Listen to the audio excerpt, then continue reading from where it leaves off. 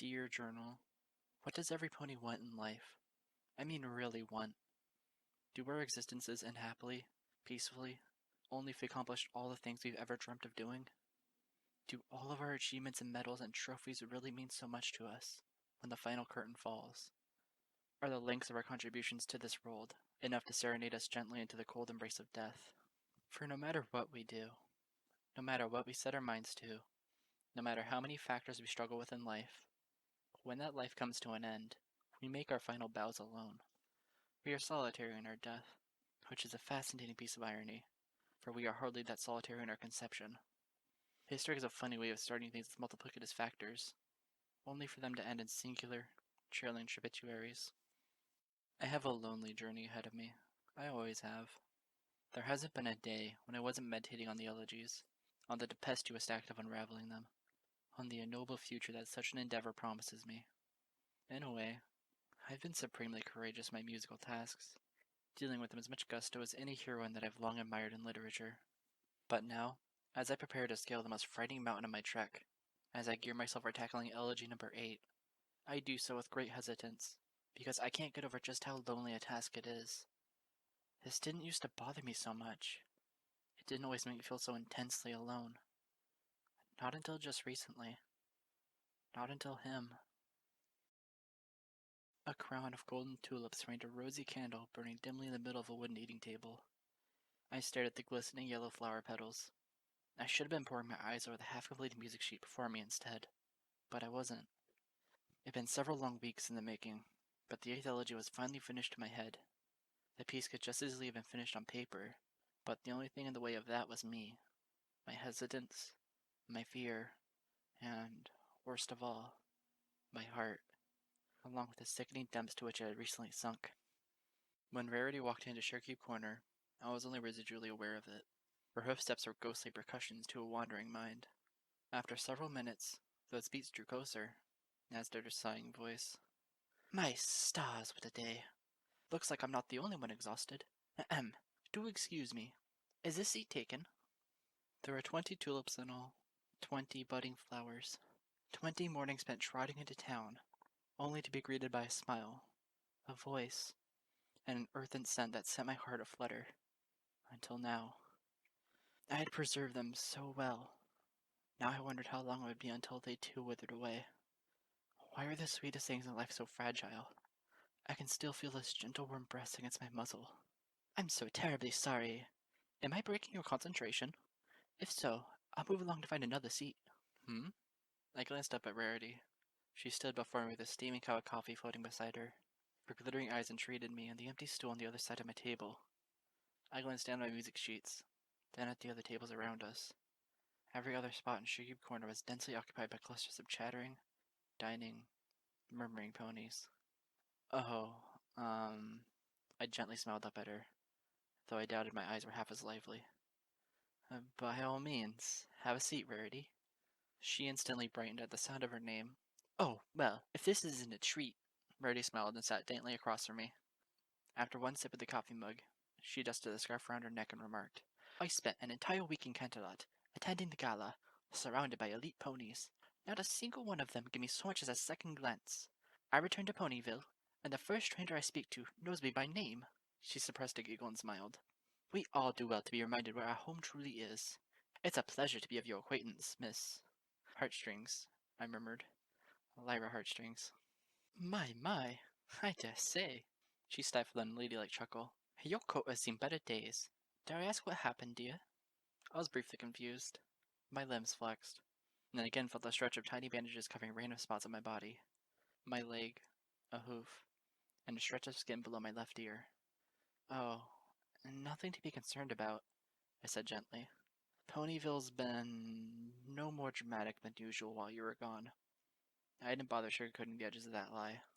Very well, she remarked, throwing the coffee in her magic grasp.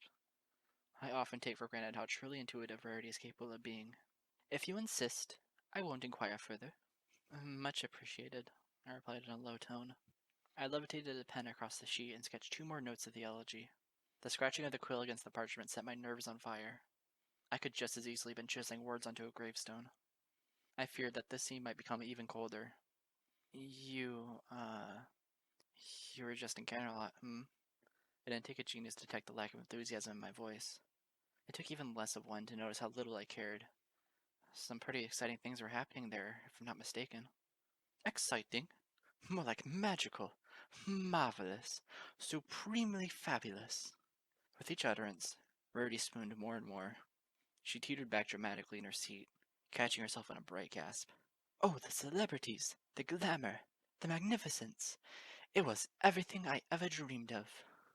She sighed long and hard, her drunken smile melting into a mere smirk of contentment as she leaned forward and took another sip of her coffee. Oh, how I'm so terribly glad it is over with. I blinked. I finally looked her in the face. You are? Mm-hmm. She nodded, gulped her sip down, and remarked, Exceedingly so. As delightful an evening as it was, I've never before in my life been witness to so much pompous extravagance, boorish half-attempts at chivalry, and self-inflicted pretentiousness on behalf of affluent, civilized ponies. All those ridiculous details seem amusing from the opposite side of the equestrian tabloids, but up close and personal, it felt like sewing silk the cauterway with one's teeth. I grinned slightly.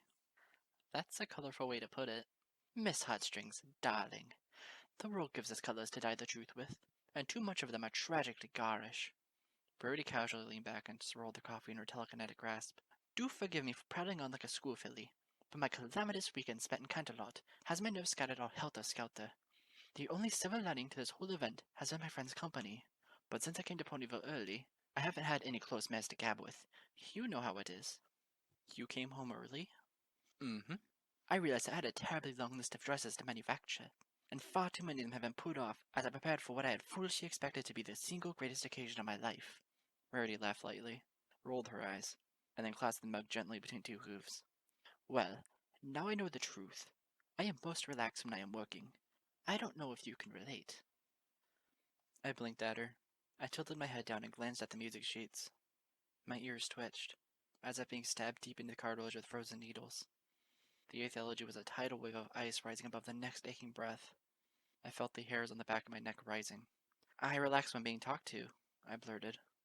Well, Reddy chuckled with relief. That's good to know. Tell me, did you ever meet him? I asked without thinking, my gaze lingering on the golden crown of tulips between us. The stallion of your dreams? Brady paused before the next sip. She looked at me, squinted at me, and then leaned towards me. Have we had this conversation before? I felt my heart beating. My teeth chewed pensively on my bottom lip. I reminded myself that sometimes the only cure to an awkward moment is a blind dose of truth. Oh, we spoke last week, and just before you left for Canterlot with your friends, Rarity, I said. I looked calmly at her. You made a gorgeous yet simple dress for me. The cream-colored one with the gold floral pattern. Did I now? Rarity's face was scrunched with thick confusion. She leaned back and ran a hoof through her mane as her eyes traveled the ceiling. Indeed. Sounds like an ensemble I'm capable of making. Oh, why can't I just... Her lips moved through a minefield of unintelligible words. She ultimately gulped and produced a sheepish smile. Good heavens! My mind really has been in another place entirely these past few weeks, hasn't it? My supreme apologies, Miss Heartstrings. I can only ask, did such a dress serve its marvelous purpose? My eyes fell briefly to the floor. It's a spectacular gown, and I couldn't have asked for anything lovelier. So, thank you. Well, you're more than welcome, from the bottom of my heart, though I wish I could say the same about my mind. She produced a flippant laugh. Oh, if only all dresses meant a gorgeous fate equal to the genius I put into them. I had the most fantastic gown made for the gala, and I'm afraid it has become horribly acquainted with applesauce and cake frosting. I glanced at her in horror. That... that sounds terrible. He was, she said, briefly glaring daggers into the walls. Huh? Oh, yes, that. Mary rolled her eyes. Alas, I should have spent the entirety of the night with my friends, and not in the company of a regal oaf, whose man is extended as far as a silver spoon stuck in his mouth. She tossed me a tranquil smile.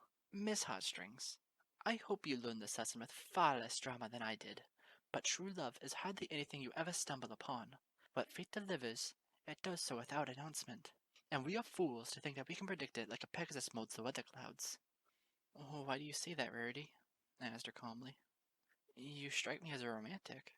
Oh, and I have most exceedingly been such the majority of my life.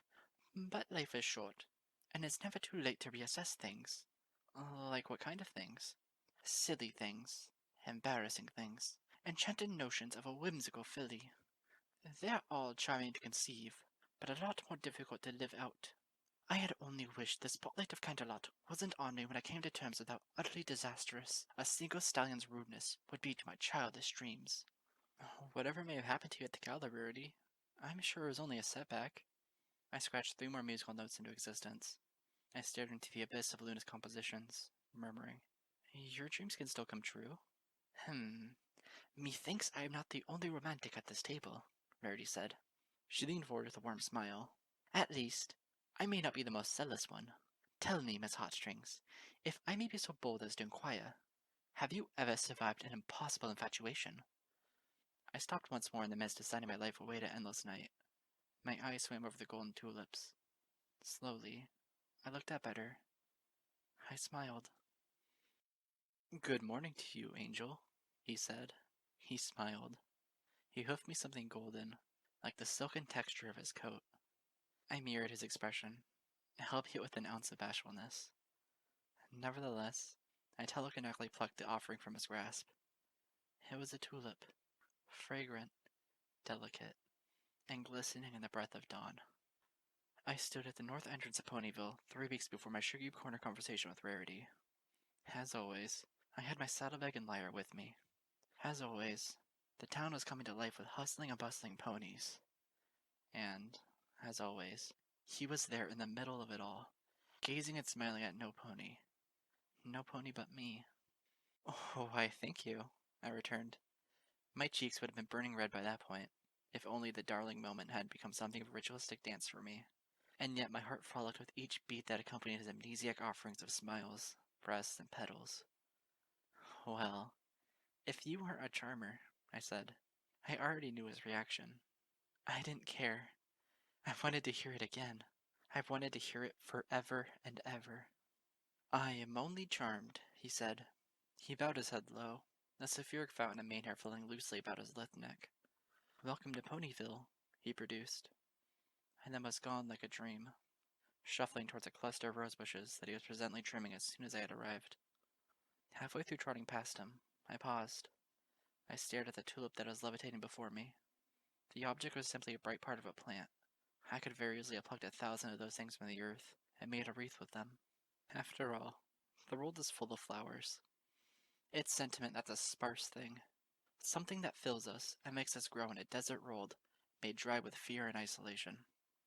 I had several elegies to unravel, several deathly tunes to track fearfully through, and yet a single tulip was enough to remind me that in a strange world of cold, there was something warm worth striving for.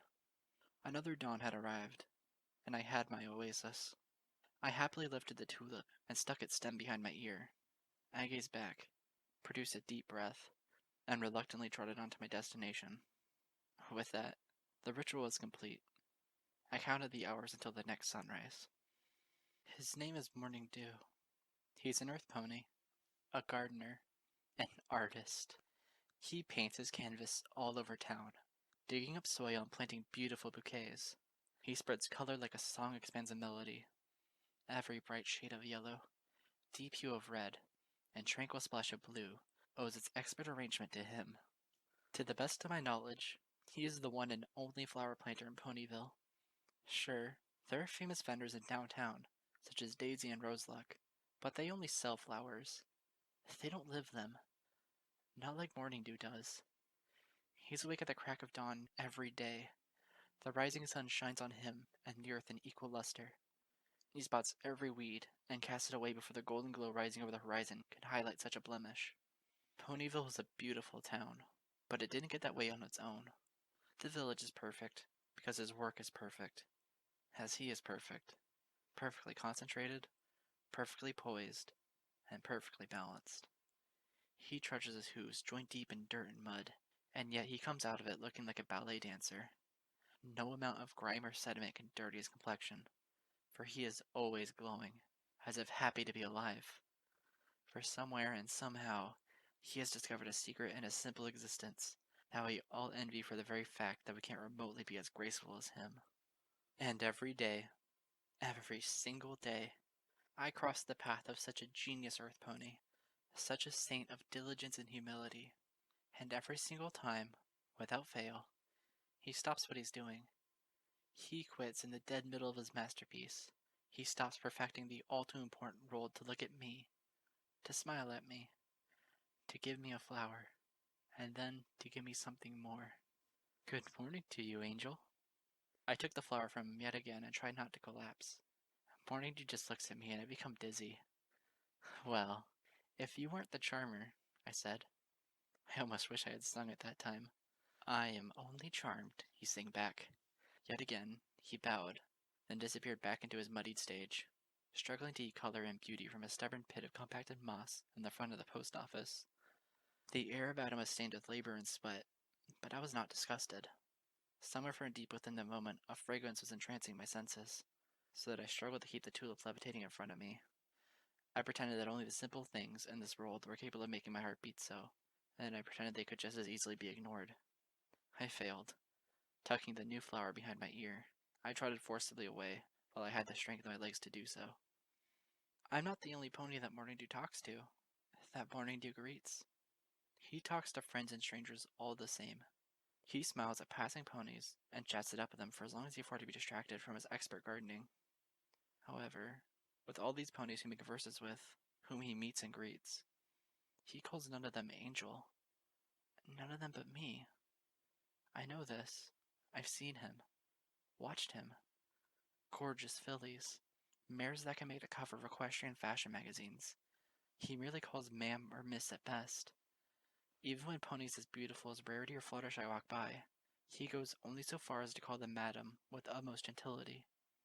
It's only with me that he steeps to poetics, that a certain spark twinkles in his blue eyes, that the flecks of dirt on his coat melt away as his expression brightens at my immediate appearance. Whatever that spark is, it motivates him to pluck the exact same flower, a golden tulip, from his gardening wagon and hoof it my way, along with those 5 priceless words. Good morning to you, Angel. This time, I had to stifle a giggle. It was a dismal morning. Both of us were drenched. The Pegasi were giving the landscape an early shower, so as to clear the skies for a picnic later that afternoon. The streets of Ponyville were practically flooded. Half the restaurants and shops weren't even open yet, and the morning sun was nothing more than a gray splash of reflected light beams. I didn't even know what I was doing there, plodding through the mud, letting my hoodie get soaked to the sleeves. Until he said those words, and I realized that even all the misery in the world couldn't stop him from repeating what would be, at best, a tragically forgotten piece of history. I don't suppose this thing folds out to become a yellow umbrella, I said with a dripping smile. If it did, it'd make my job a lot easier, he dripped back, stifling a laugh of his own. We were 2 souls swimming in an absurd puddle called life, and it was nothing worth sighing at. He returned to his muddy toil. I returned to my rainy walk. Neither of us returned to sanity. That afternoon, I couldn't stop sneezing, even as the clouds dissipated. It was all right, though. I felt the flower behind my earlobe in between the violent attacks, and my smile never went away. What does it mean? What triggers this response in him?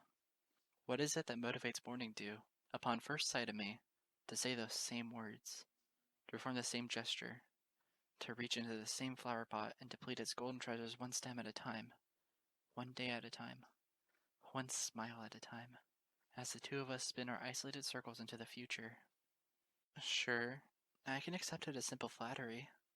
Only, I don't want to accept it as simple flattery. The idea has no meaning to it, no heart, no motivation beyond a generic response to a persistent stimulus. It'd be the same as Spike complimenting me on my hoodie, Rarity insisting she make me a new jacket, or Rainbow Dash questioning why she just ran to my cabin out of nowhere. I've come to accept the citizens of Ponyville of the past year as friends, acquaintances, and even family. At the same time, I have to step back and re-examine these neighbors of mine, realizing that they'll only ever be hollow imitations of friends, at least as far as I'm concerned. Every conversation I have with them is a first conversation. Every meeting I have is a first impression. Whenever I want to broach a subject that I've discussed with them before, I have to spill forth a series of sentences that guide a dialogue down a pre-programmed stratum, so that touching base with another soul has as much delicacy as punching buttons into some unfeeling machine. But with Morning Dew, I don't have to punch any buttons. I don't have to make any effort to judge a response. I only have to exist, to be visible, to walk down his blue-eyed gaze, when he's all too terribly busy with his priceless task of floral art. And suddenly, I'm the target of something so sweet, so sincere, so deliciously sappy that it pains me to think of any single piece of it being hollow. So why is it that I summon such a response from him? Why do I light up his day, when he's as handsome and majestic as the sunrise himself? Why does he donate me a smile that would make any self-respecting filly crumble to her knees, and then top that off with a flower and a greeting and a regal bow? Why am I morning dew's angel? I think about this constantly. I ponder about it. I obsess over it. And sooner than I realize, discovering the eighth elegy is no longer the forefront of my mind. Something else is. Some pony else is. And in spite of all my years of scholarly research, musical compositions, and adult studies, I cannot help but feel like I am once again a whimsical school filly. Well, if you ask me, Miss Heartstrings, there's nothing at all wrong with it, Tootsprickle said with a smile. I stood in the center of the library, summoning a protection field over my glowing horn. I meditated carefully, but all of the strain was gone. It was no longer a difficult task. The only thing that took an awful lot of effort was convincing Twilight that this mint-green stranger needed a lesson at all to begin with. Oh, what do you mean there's nothing wrong with it? I groaned, eyeing the green dome forming above my crown. Some pony my age should know better than to humor a schoolyard crush. A schoolyard what now? I glanced at her with a sour expression. You heard me. What else am I going to call it? Twilight giggled and paced around me. It's only natural to feel attracted to another pony, regardless of the severity of that fixation. As she spoke, she carefully judged the process of my protection field. Why, I've read in several psychological studies that a distinct lack of infatuations in early adulthood is suggestive of acute depression. I came to you because I've heard a great deal about your innate wisdom, Miss Sparkle, I muttered. I briefly clenched my jaws and extended the emerald dome into a translucent parasol above me. Do you have any advice to give that you haven't gotten from reading books? You're talking to the wrong pony, she said, almost chuckling. My experience with courtship is about as detailed as my experience with, I don't know, street hockey. She blushed slightly, her violet eyes adorably searching the floor for an exit from the topic. Besides, my head isn't exactly in the right place at the moment. Just before you came, I was preparing a speech to give the Princess Celestia when I meet her at the gala 2 weeks from now. Oh, I'm sorry. The dome above me began to dissipate and wobble. I obviously came at a bad time. No, it's fine. She gestured in front of me, smiling to placate my worries. I'm happy to tutor Symphony magic once in a while. Besides, she rolled her eyes at herself. Princess Celestias always tell me in letters that I need to take breaks every once in a while. And if there's anything I want to prove to her when we meet again, it's that I've learned a lot of things over the past year. I have no doubt that you have a lot to show for yourself, I said to her with a smile. Along with all your friends. Perhaps so. She cleared her throat and paced around me again as I reformed the dome. Does he only give flowers to you? Huh? This stallion that you're talking about, Tully remarked with a wink. You said he gives you a tulip every morning. I may not exactly be an expert on romance, but that's showing some persistence, don't you think? When most guys commit to a single act, it's a sign.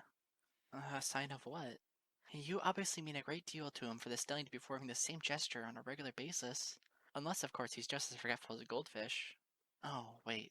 Twilight's face scrunched up cutely. That myth's been debunked. Where has it?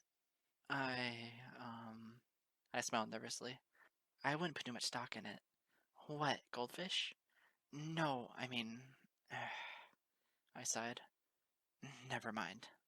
Anyways, I think it's perfectly fine to still be infatuated at our ages, Twilight said, smiling gently at me. It's especially fine when you have the target of such a fixation mutually interested in you.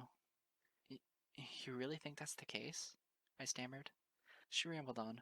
In fact, many mayors would consider you lucky in our day and age. After all, following the great changeling incursion of the early classical era, the gene pool's never exactly recovered. There's still one male born to every 5 females in Equestria.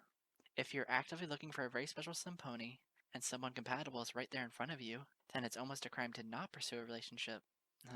Metaphorically speaking, of course. But I bit my lip. I was already dreading the number of minutes until this conversation, like so many thousands of others before it, would evaporate into oblivion, and I would once again be alone with my thoughts and shadows.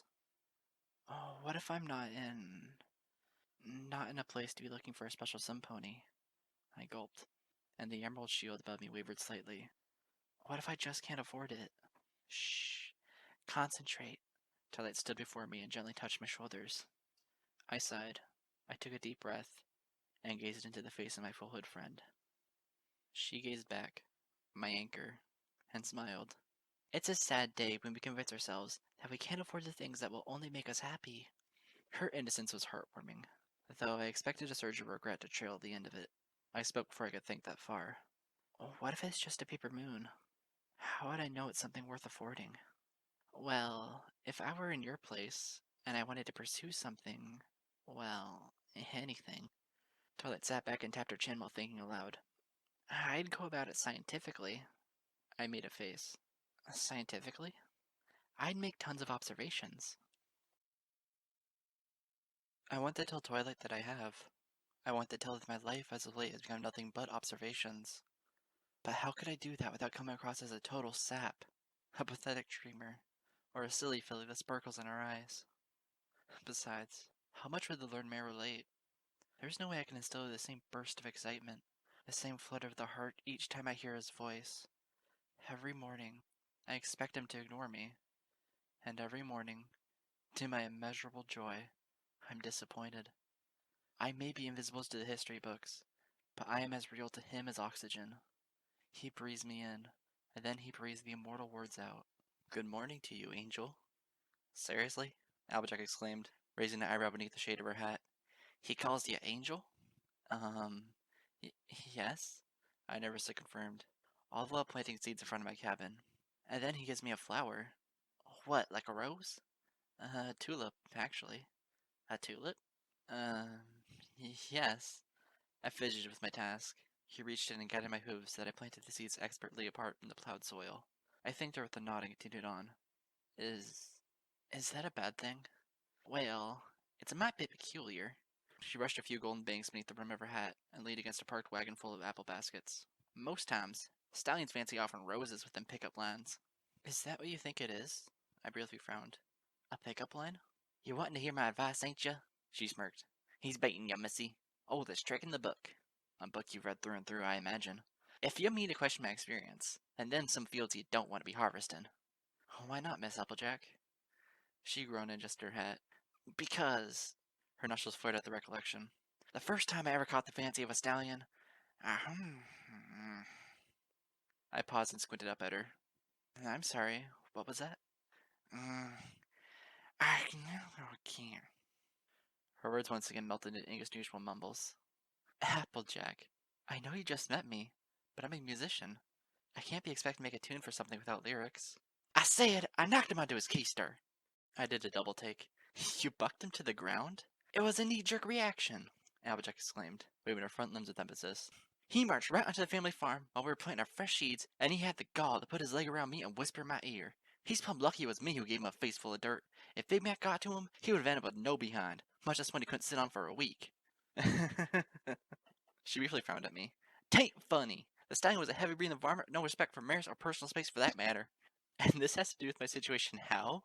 I smelled up at her from where I continued planting the seeds one at a time. The pony I described as a perfect gentle colt. His burst in is flattering me and returning back to his work like nothing happened. Huh. Applejack sighed, dusting her hat off absent-mindedly while speaking. You're right, I suppose. Reckon not every stallion in the world deserves to have his fifth leg cut off. Now there's the spirit. But they do stand to sit on it once in a while, she grumbled. Ah, Miss Applejack. She sighed, then softly trotted towards me with a smile. Look, Miss Heartstrings, darling. She sat beside me and took the seeds, planting them so I could watch up close. I don't mean to be sending you the wrong impression. Each and every pony swings to a different tune. I reckon you know all about that. Me? She paused briefly. I'm sure there will come a day when action's the pulling of a plow for the rocking of a cradle. But that time just hasn't come yet. In all honesty, I'm so plumb busy working on my farm that I hardly even give it a second thought. Why heck, I've been up to my ears this week and getting enough apples ready to make a sampling table for the gala 12 days from now.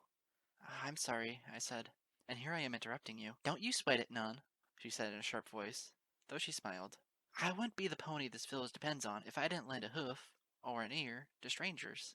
She cleared her voice and said, but when it comes to meeting that special sun pony, I'm just not qualified to land advice, considering I don't plan on settling down until I get all my apples in a row. To put it lightly. But if you knew that a pony had a crush on you, I winced. If you thought that a pony might be infatuated with you, wouldn't you feel flattered? Well, wouldn't you want to learn more about him? If even to entertain the very notion? Perhaps, Applejack shrugged. Really, it depends on what a stallion's looking for. 'Tis a crying shame that so many of them only want one thing. And 'tain't apple bucking. I fidgeted, my eyes falling to the dirt road in front of my cabin. Just how do I figure it out? Miss Heartstrings, if you've asked any pony in town about me, they'll tell you a thing or two about my brutal honesty. She smiled, as if with glowing pride. If y'all are really so torn about a handsome colt looking you over, you just gotta be straightforward. How do you mean? You gotta trot up and ask him straight to his face what he means by it. I trotted straight into town early one day to do just that, and Morning Dew didn't greet me. I couldn't decide whether to feel devastated or relieved. However, I didn't have to ponder about the topic long. Soon, I heard his voice, and those of many others on the northern fringes of town. Curious, I trotted past the corner of a general store and gazed into a clearing. In the background, several construction ponies in orange garb were hammering and chiseling away at an abandoned hotel building in disarray. Before this noisy scene, in the spotlight of the morning sun, was a group of young ponies, in the center of which were two familiar souls with familiar voices, nuzzling each other under the gaze of their mutual companions. Well, let's see it, exclaimed Thunderlane. Blossomforth and two other Pegasi were craning their necks beside him to get a better view. Give us a look at what sealed the deal. Caramel looked at Wind Whistler. Wind Whistler blushed. She hid her smile into Caramel's mane while blindly raising her left hoof. A kaleidoscopic shine of glittering reflections anointed the small crowd of friends. A diamond-studded band was adorning Wind Whistler's limb. Blossomforth cooed. It's fantastic. Yeah, Flutter nodded, her eyes bright. It's the most dazzling hooflet I've ever seen. A very good find, Caramel, Morning Dew said with a smile. Thunderlane squinted. How could you afford it, dude? Thunder! Blossomforth hissed and flapped him with her wing. I'm serious. Caramel's ears drooped as he rubbed one of his hooves with another. I dug them up myself. Did you now? Morning Dew inquired. Only had to fight 5 diamond dogs in the process. Really, dude? Thunderlane smirked. Caramel bit his lip. Okay, maybe 3 dogs. Wind Whistler cleared her voice and leaned her smiling face in. Well, if you ask me, it's the most romantic thing anybody's ever done in this village. Cloud Chaser giggled. So is that what made you say yes? Wind Whistler and Caramel looked at each other. After a deep gaze, they nuzzled, and it was Wind Whistler who spoke again. Actually, we had planned for this over the last few months. Ever since we became Souls of Solstice last summer sun celebration. And now we decided to start a business of our own, Wind Whistler explained. A delivery business. Really? Morning Dew's eyes lit up. That sounds like a fantastic idea. What's this I hear about the business in Marion? Uttered Amir's voice. The group looked over to see one of the construction workers trotting over from the noisy site before the hotel building.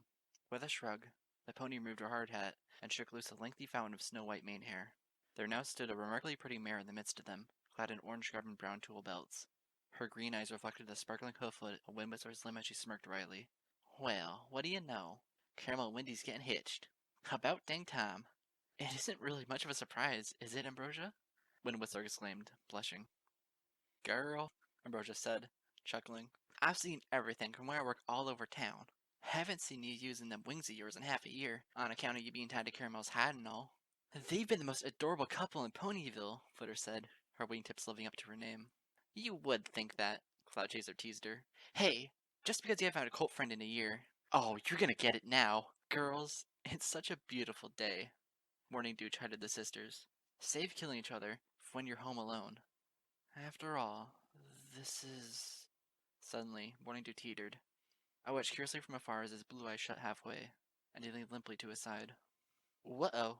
Ambrosia craned her neck, her face momentarily pale with concern. Then all too quickly melted into a wry smirk. It's happening again. Hey, Morning. Thunderlane nudged Morning Dew with one wing. Stay with us, buddy. Morning Dew snapped out of it. His eyes blinked until they were fully open again. Ahem. Do forgive me. I'm just happy to hear the good news. We can tell, Ambrosia said, winking. She looked over to the nuzzling couple. I think it's fantastic. Any chance us ponies can witness your nuptials? The wedding's gonna be in a month and a half from now, Caramel said. It's not really anything too fancy. We'll be renting Town Hall's meeting room for a day. The whole town's invited. Yeah. Caramel took a deep breath. I can hardly believe that this is all happening. Months ago, I was almost completely convinced I would have to leave Ponyville to start a new life. Funny how fate is more often than not swayed by love, Morning remarked. Ugh, lay it on thick, why don't you? Ambrosia's stammering voice cracked slightly. I mean it, Amber. Morning gestured with his hoof. Witness for yourself. Have you seen a happier couple? As a matter of fact, I have. She grinned rosily at him. My folks weren't just doing their taxes when they made me and my two young brothers mourning. Ugh, dear Celestia. Thunderlane rolled his eyes while Blossomforth giggled. I noticed the first time that a tiny little colt was standing beside Thunderlane's side. He blinked with quizzical innocence while all of the adults conversed and laughed around the scene. Well, we're headed to Sugar Corner to celebrate, Windwhistler said. Everypony's invited to come, of course. We'll talk more about the wedding and this delivery business we got planned, Carol exclaimed, his sapphire eyes alive with excitement. I may join you fine ponies later, Morning said. I can't rightly abandon the work I have to do. Same here, y'all, Ambrosia said. Besides, I've been around sawdust and sweating work ponies all day. I'd just stink up a pretty place like the corner. Somehow I doubt that, Amber, Blossomforth said. She looked at the others. Well, what are we waiting for? Windwhistler giggled. Come on, Everypony. She and Caramel were the first to trot away, side by side. Cloudchaser and Flitter followed. Thunderlane and Blossomforth soon marched up the rear. Only one equine figure lingered. It was the colt, a tiny Pegasus at that. I suddenly recognized him as Thunderlane's little brother. What was his name again? Tremor? Quake? Boomer? His face was blank, until it grew longer. I noticed that his lonesome gaze was being cast in a direction that no other pony was looking towards the entire time. With the careful precision of a well-practiced observer, I trailed his eyesight over the lengths of Ponyville. Where it landed was on a patch of grass where 3 young ponies were having a picnic. They were all the colt's age, and just as bright and innocent. The trio was hardly a rare sight for the likes of downtown Ponyville. Scootaloo, of course, I recognized immediately. The other 2 fillies I had seen before. It took me a few seconds to process the information, but I soon determined they were the sisters to Applejack and Rarity respectfully. The 3 crusaders were scribbling various things onto a sheet of paper, undoubtedly a brazen to-do list of experimental talent hunting. Scootaloo said something, and Applejack's sister giggled. Rarity's young sibling reacted differently, breaking into a brief song to tease Scootaloo before the orange Pegasus suddenly swept her in a giggling tackle. Thunderlane's brother blinked from afar. A sigh escaped his lips. Something that was remarkably somber and lonesome for a colt his age. Or so I thought. I saw his tiny wings drooping on either side of him, so that when I glanced once more between him and the fillies in the distance, I made a sudden connection, and I didn't know whether to feel humored or sympathetic. Perhaps both. Rumble, didn't you hear? Thunderlane's voice boomed from the distance. We're headed to Sugar Cube Corner. But I was just... Rumble's tiny voice squeaked. Come on, Pipsqueak. Don't let me catch you dragging your hooves. Dad says I'm to look out for you. Rumble's head hung towards the ground. His wings twitched one last time, and he trotted firmly, but slowly, away from what he had been gazing at, eventually joining his brother and his brother's friends on their trek across town.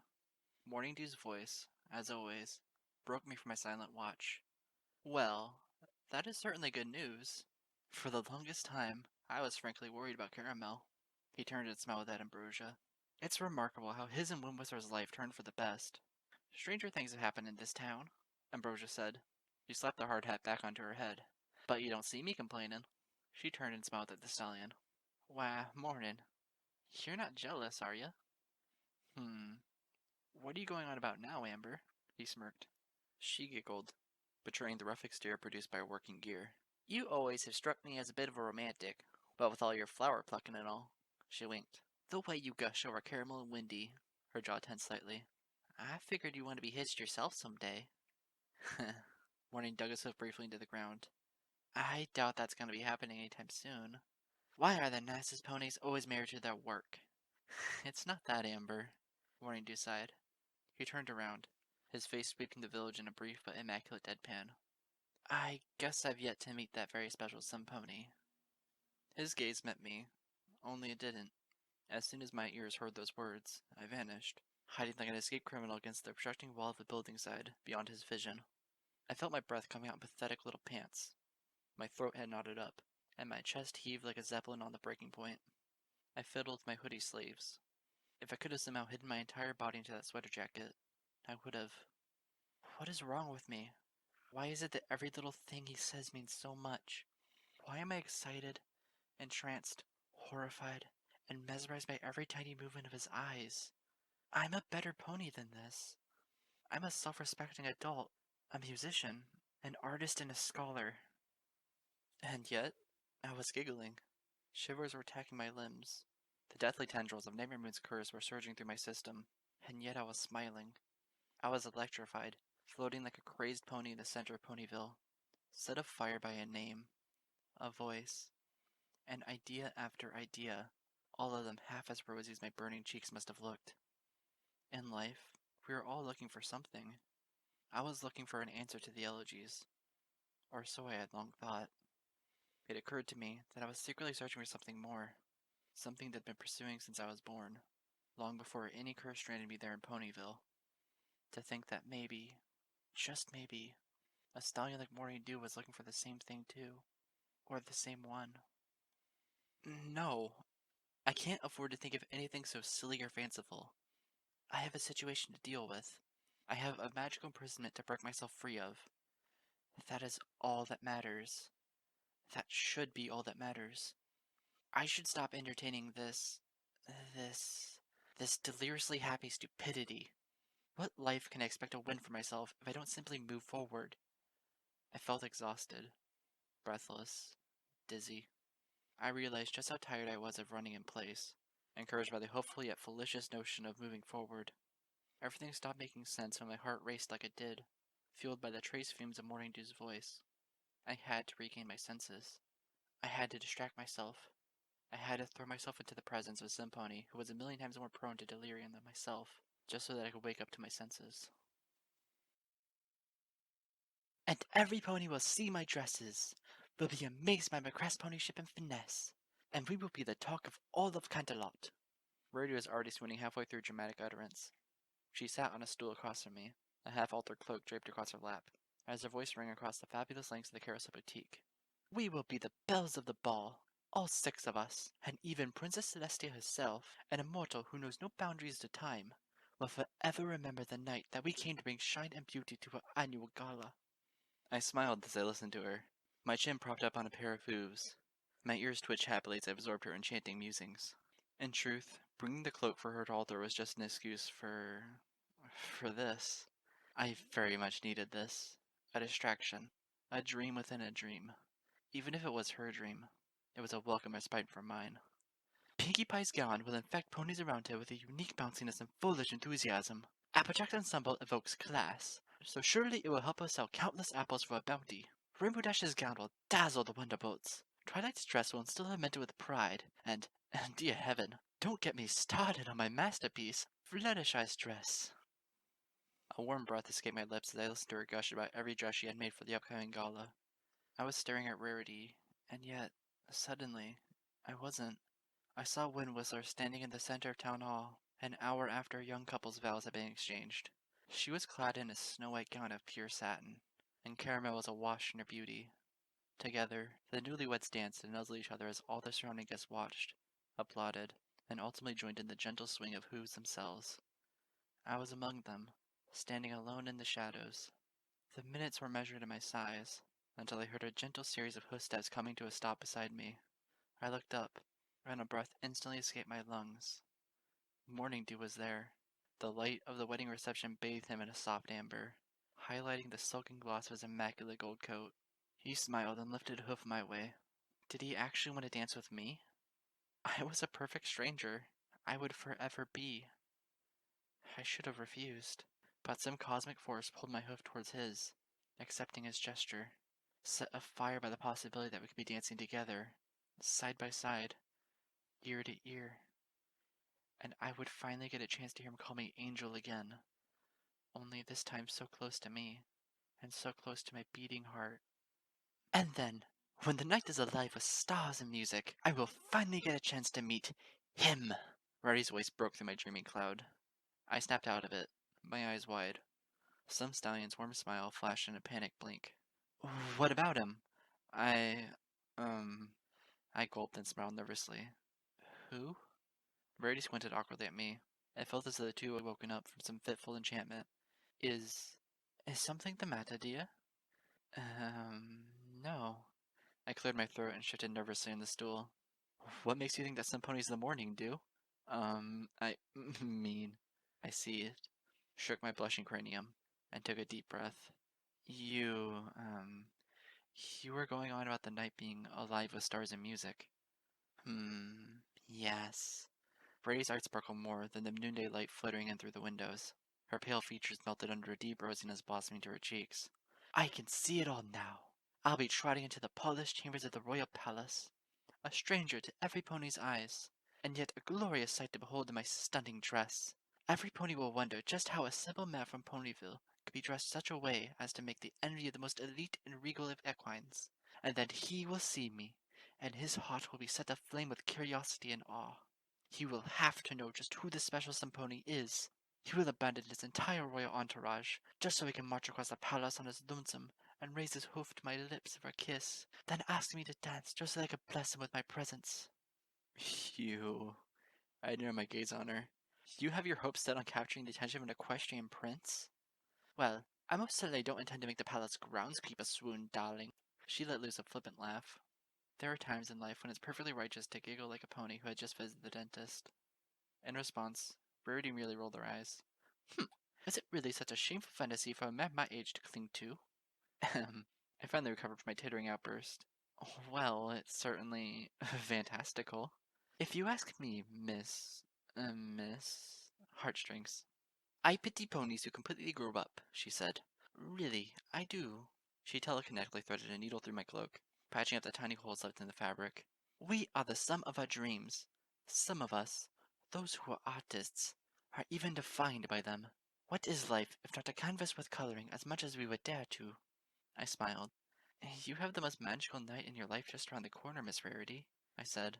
It's hardly shameful to indulge in a dream that suddenly has a chance of being realized. Darling, it should never be shameful to indulge, she said with a wink.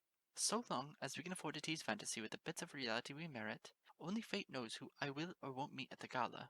But I surely won't, for even a second, lose sight of that which I've anticipated since I was a tiny little foal. And that tiny little foal wanted to become a princess through courtship, I asked. She gave an airy laugh. Miss Heartstrings, surely you too had fanciful dreams when you were just a filly? I shrugged. Being first chair in the Carolina Symphony Orchestra comes to mind. Do not attempt to fool me any more than you fool yourself, darling. Rarity leaned forward and implored the gentler parts of my soul with her eyes. Certainly, somewhere in that learned mind of yours is a romantic dream still unrealized. Romantic dream? Mm-hmm. Yes, a notion, a fantasy, an aspiration that is larger and sweeter than life as you currently pretend to know it. He smiles at me. He gives me the flower. I'm his precious angel. And he reminds me of it. I have the urge to tell him that if I am an angel, then I had lost my wings ages ago. No sweet seraphim should ever be stuck on this earth, countless leagues from home. It isn't until he looks at me with a sad expression that I realize I'd been rambling. I apologize and try to leave. He anchors me in place. He insists that I explain what I mean. He's curious. He cares about me and what's plaguing my spirit. So I tell him. We go for a walk through the woods as the conversation blooms. I pretend to be interested in the weather, in the sunlight, in the life glimmering all around us, in anything but what I'm actually staring at. His blue eyes entreat me with as much magnificence as his smile. And soon I am telling him everything. I tell him about it all. About the curse. About the cold shivers that assault me on a regular basis. About the days that I spend alone in a sea of happy souls that drown me as much as they inspire me. And he understands. I am utterly shocked. How could he understand? Is he pretending just to make me feel better? But no, he understands, and he explains it. Gently grasping my hooves in his, he looks into my eyes and shares it. An angel cleft of her wings looks for other ways to fly. It's no wonder that I'm always trying to make songs. I'm trying to catch a wind that is forever lost to me. If he could, he would be that wind, and he would carry me to brighter, warmer, happier places. Looking into his eyes, windows to a soul that wished it could absorb my sorrows, I suddenly have no energy left to doubt him. If the curse's cold finally ends me there in the middle of the forest, I would feel no qualms about dying in his embrace, for I know that he would bear me with as much respect and care that only a dutiful gardener could commit. The same respect and acknowledgement I've struggled for so many months in this freezing prison to summon from the disparate ghosts around me. And so, I tell him what to put on such a grave. I tell him my name, like I've never told any pony before. I offer it to him. I pour it into his ears, with my breath as the vessel, my pent-up tears as the solvent, and he catches every single drop, adding it to the same reservoir from which he draws the water to christen the most beautiful and colorful things this village has ever known. Before I know it, evening has fallen. I don't know how long we have left before the moon shadows the beauty of this moment. I don't know how many steps we'd have to take for me to escort him back to Ponyville and bid him a bitter goodbye. All I know is that my cabin is around the bend, and I don't want to face the cold, dark gaze of night alone. Not again. I would rather die. So I make an excuse. Something about showing him a musical composition I've been working on in the confines of my cabin. To my shock, he's actually interested. It's frightening, really. I should be frightened. My hoof steps quicken, but instead of fleeing from him, I'm leading him home. To my home. Once inside, he instantly marvels at the plethora of musical instruments hanging from the walls. His smile of admiration lights up in an amber glow, like an artificial sunrise. It's almost magical how swiftly I've already lit the fireplace. It's not like I'm actually cold. I'm sweating through my hoodie. I should take the thing off. I realize that I've asked him to. The gentle coat would likely oblige me, and I sweat even more. He notices. Of course he notices. He sees everything. How else could he plant and grow beauty in all the world's most hidden niches? He walks around the cabin towards me. Our hooves don't touch. We are both on the crest of something so beautifully dangerous. And yet he knows that some things must remain sacred until I choose to build that bridge first. I stand there, shivering, mere inches from his concerned expression. I realize that the best bridges in history have been built by the architects simply collapsing, so as to show where the ravines are in the first place. It's a bitter ensemble that proves these tears suddenly cascading between us. So many sullen symphonies have been performed in this cabin, alone, when the lights go out, and the only fire that remains is the pain in my crumbling heart. There is no number to measure the nights I have spent curled up in this very place, serenaded to slumber by the sounds of my own sobs. I wake up in the morning purposely forgetting them. I hardly even write about them in my journal. What's the point? Every pony is sad. Every pony is alone. I just never thought, not even in a million years, that I would be all of these pathetic things, and the only creature capable of dealing with them would be myself. Brave soldiers and warriors of ages have died in utmost agony. At least they had the songs of their comrades to herald their courage for centuries to follow. When I die, the resulting dirge will fizzle out along with me, and all that will be left of my melody will be an empty space cast heartlessly between the breasts of strangers. It isn't until I brush the tears away from my eyes with my sleeve that I see his face moving closer to mine. It's now that I realize that every single thought that's run through my head has been spoken aloud. I want to scream in frustration, but he silences me with a whisper. He's nuzzling me. For the first time ever, I can finally feel the soft, silken texture of his golden coat. He entreats me as if I'm 100 times more priceless than he will ever be. He gives no words, no grandiose speeches, no hollow attempts at placating me.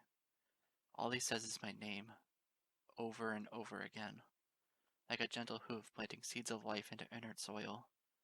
And that's when I finally crumble. He catches me. He holds me. I try to tell him that is all I want. To be held. To be caressed. To have my existence and preciousness acknowledged through an endless embrace. However, I'm crying too much for my words to come out legibly. But, as it turns out, words are as pointless to him as they are to me. After all, he already knows. He understands. And the minutes bleed into hours. We lie before the fireplace together, and he is simply holding me, chasing the accursed cold of the night away with his warmth and whispers. And I realize, so many months of anguish and ennui, I release, knowing that he will catch them all.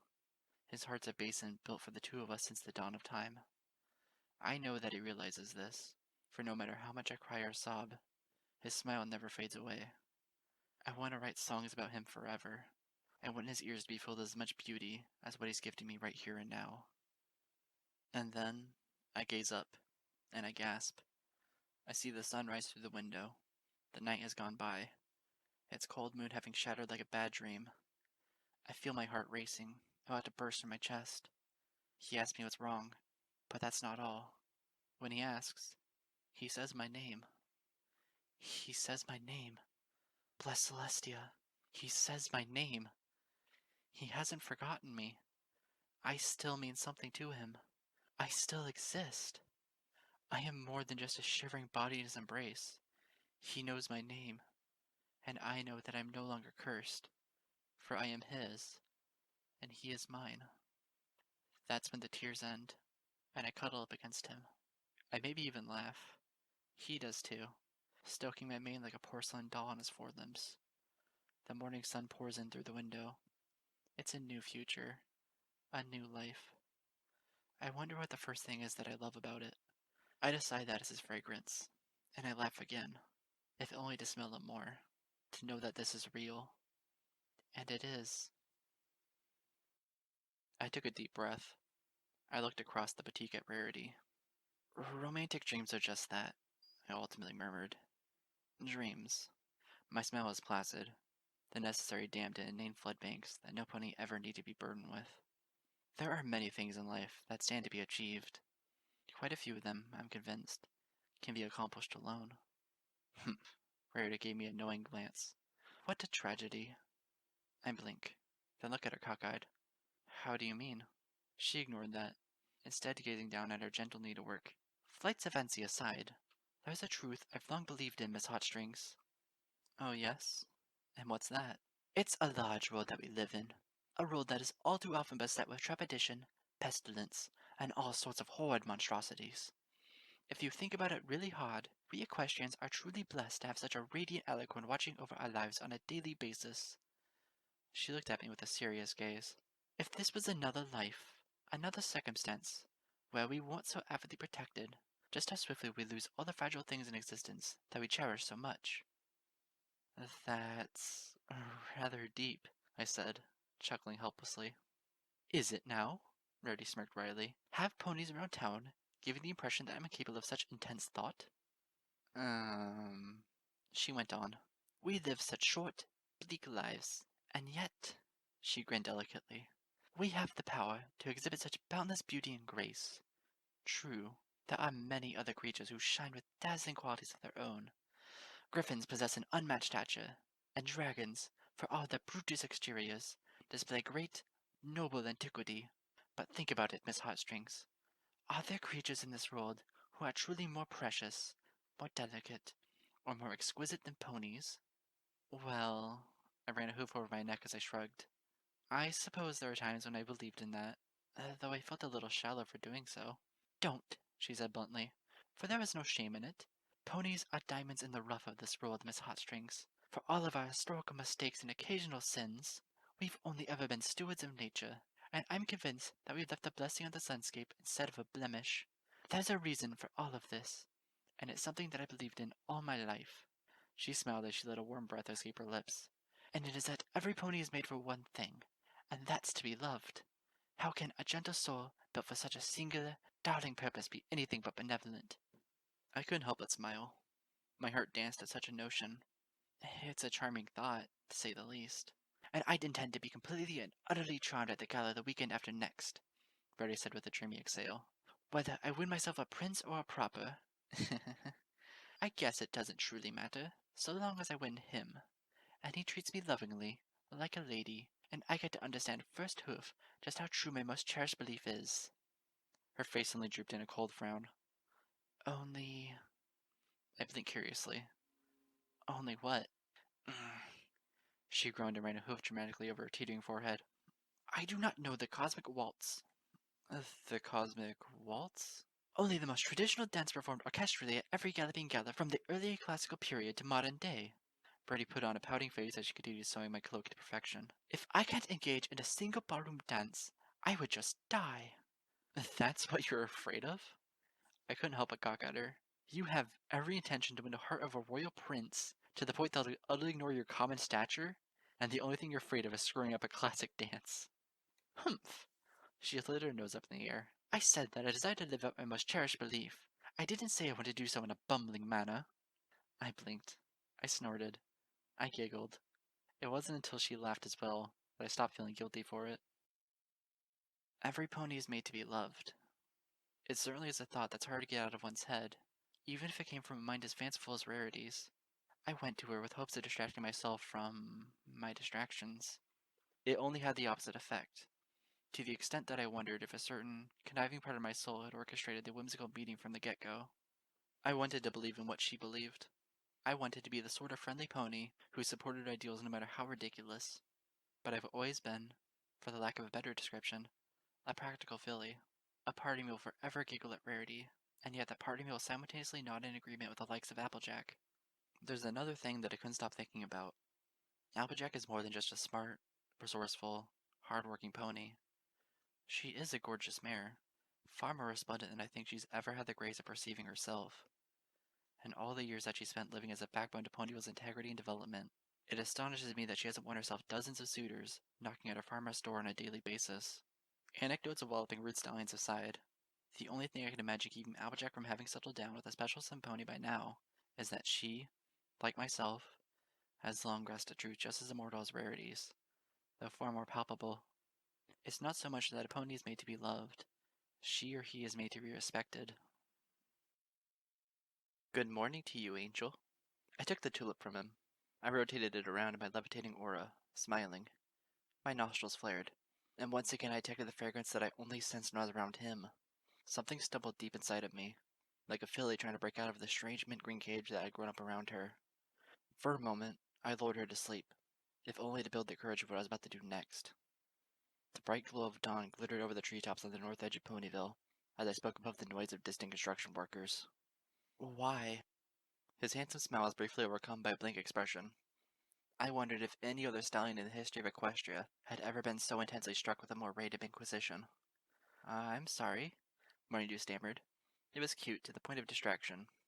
I cleared my throat and gazed at him steadily, steering my words with sheer intellectual power. Why am I an angel? I took deep breaths. It was all I could do to keep myself from collapsing, or, more appropriately, galloping towards the nearest building and slamming my stupid head against it. What was I doing? Why was I shattering something so terribly precious? My name's always been Lyra, not Applejack.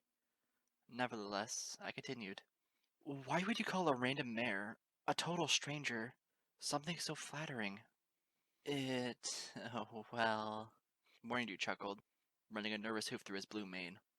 A few flakes of garden dirt got caught in his hair from the bashful gesture. I wonder if he noticed all the small things that made him so amazing, that even the tiniest of blemishes couldn't ruin it. Because... He ultimately gulped and limply let forth. You reminded me... His breath lingered as he bit his lip. Of who? I asked, squinting at him. Of another pony? No, not a pony, he said firmly, which convinced me that it was honest.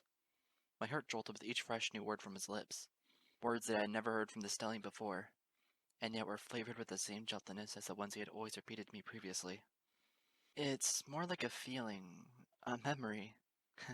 His chuckle was the most delicious thing to come from his lungs. I'm sorry, ma'am. I... I shouldn't have put you on the spot like that. No, don't. I almost bit my tongue, swallowing. I lowered the desperate tone of my voice, accompanying my next few words with a gentle smile. Don't be sorry. I'm just curious is all. This is a very gorgeous flower, after all.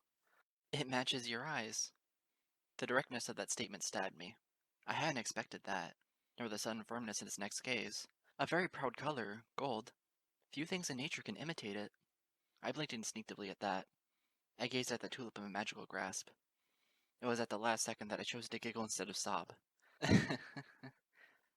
That's... wow. Yeah, okay. I smiled goofily at him. I'll buy that. As for what I said, ma'am, his politeness was painful, like a gap had been formed between us. But, of course, that gap had always been there. He shifted on his hooves as he spoke. Well, it's a long story. I have long ears. Well, you must be a stranger on these parts and all, but I'm the Sydney gardener for Ponyville. You don't say. But I didn't always want to be planting flowers for a living. I glanced at his cutie mark without having to. I had memorized the 3 brown seedlings long ago. Oh, why not? Certainly it's your special talent.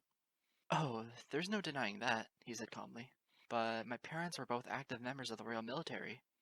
Truly. Yes. And as long as I could remember, I wanted to follow in their footsteps. I wanted to join the Candlelight Royal Guard, Morning Dew explained. That's rather interesting, I said with a nod. Because it's what your parents did, huh? Well... To that he fidgeted with a bashful smile.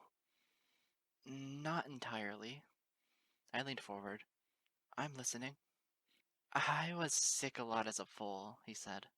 Even to this day, I have to deal with these constant, terrible dizzy spells. But in my childhood, there was always one thing that got me through such episodes. Oh?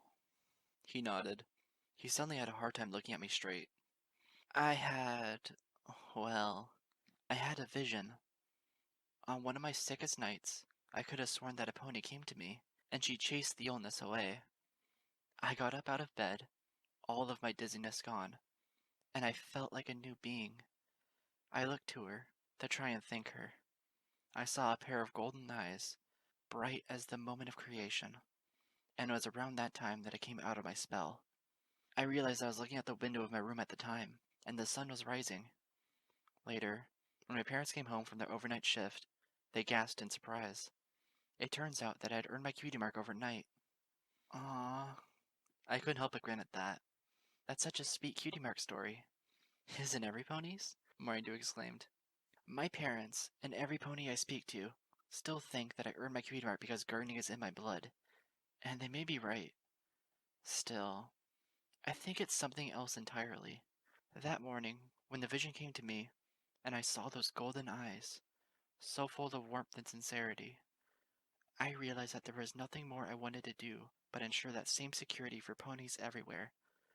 After all, I had just been delivered to well-being by a guardian angel. Why didn't you become a guard? One does not simply become a guard, ma'am, he said. I winced. Sorry. I guess I should have realized that. Don't be sorry, he said with a shrug. I still hope that someday I will make the grade. In the meantime, I gazed at his gardening wagon full of tools. He looked at it as well.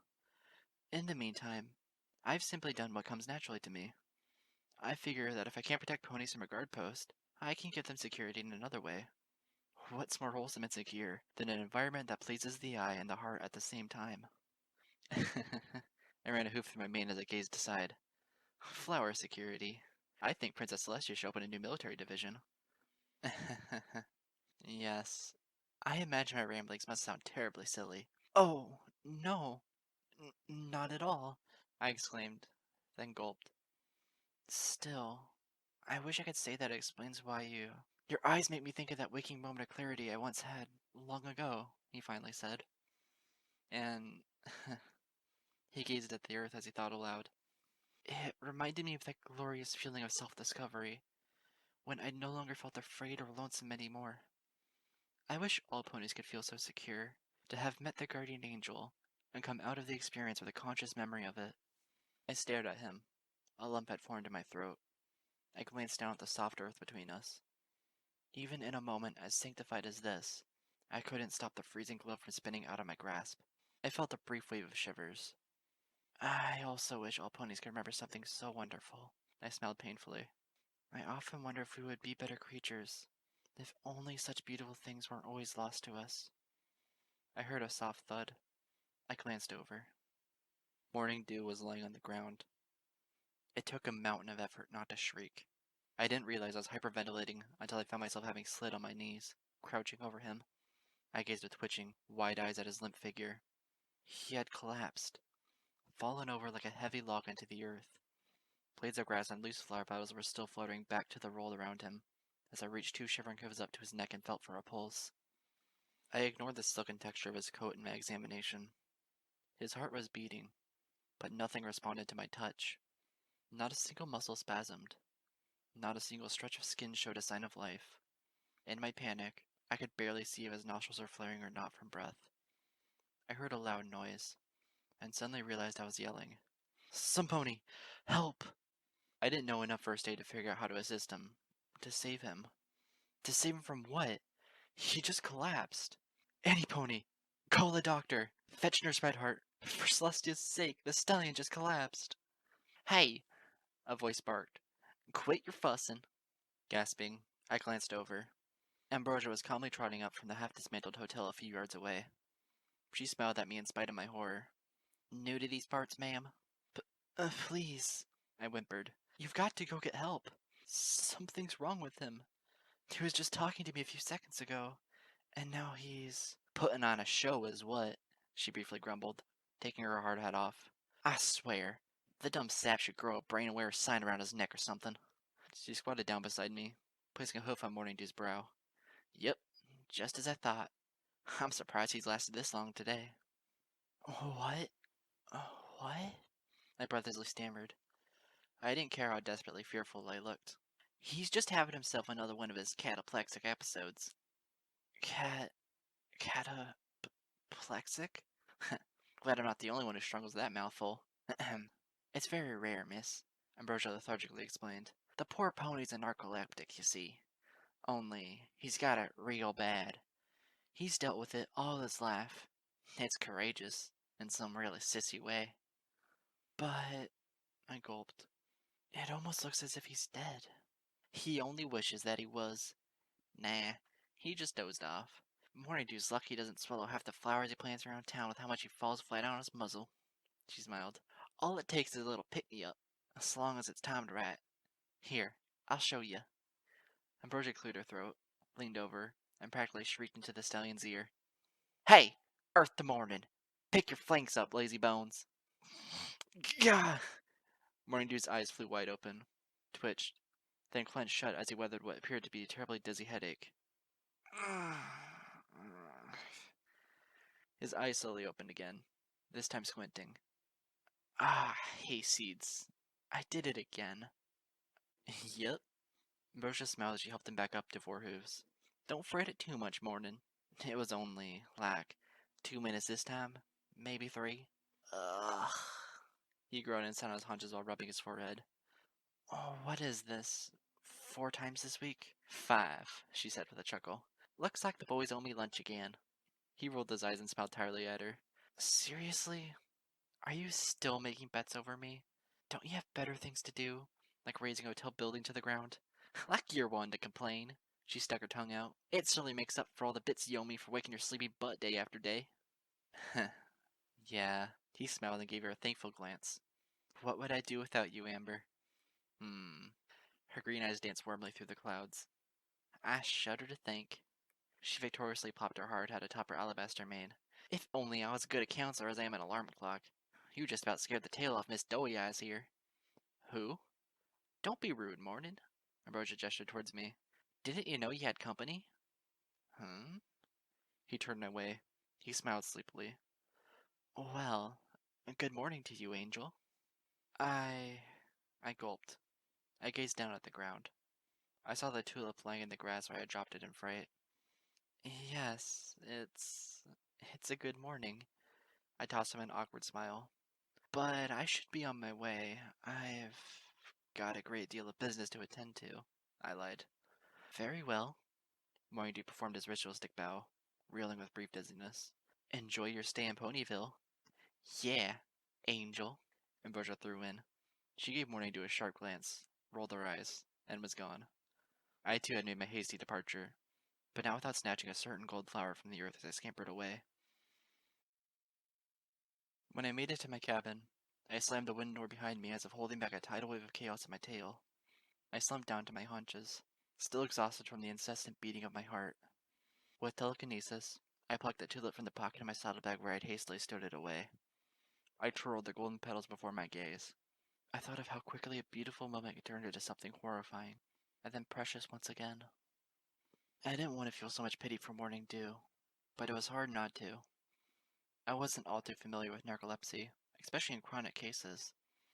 Still, it didn't take too terrible a stretch of the imagination to see how crazy an ordeal the stallion had to endure on a regular basis.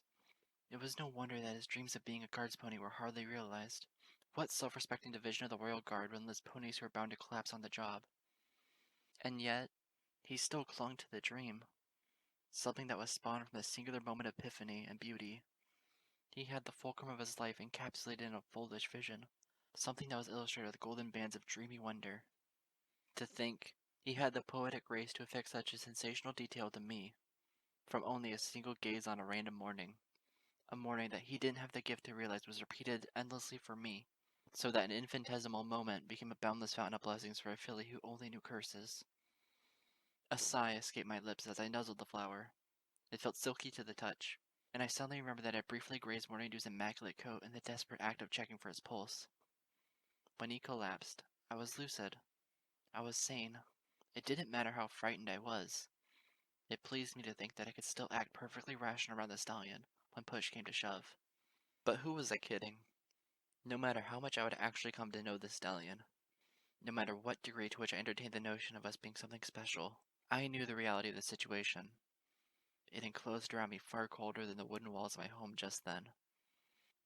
Sighing, I stood up. I marched over to a table in the corner of the place.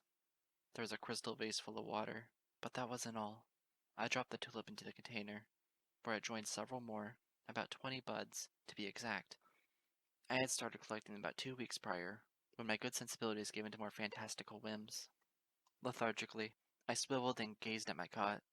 Several music sheets were left exactly where I had abandoned them in the middle of the night. The writing of the 8th elegy lingered perpetually, growing more and more sluggish with each passing day. There was no excuse for my delay. The tune had at last become solid in my head. I had the 4 sound stones enchanted. I had been taught how to properly cast a protection spell around me, even competently so. All that was left to do was scribble the entire tune onto parchment, so that I might have a way to share a twilight, get a title for it, do some final research, and finally take the plunge into the next leg of this accursed symphony. And yet, there was no denying, in the gentle glow of the blissful noonday sun, that the number of flowers in my home dwarfed the few, flimsy sheets of musical discovery. And for the moment, I couldn't help but wonder if it was such a crime to fill my cabinet with so much color, when before there was nothing but dread. After all, what joy truly is there to paint the courageous lengths of my quest? How am I to know just how many elegies there are left for me to discover? There could be 15, or there could be 15,000. Princess Luna had an immortal reign during which she composed her secret symphony. What hope does one mortal equine have against the emotionless lengths of time to even remotely emulate that legacy? I could very well be spending the entirety of my life unraveling these damnable tunes.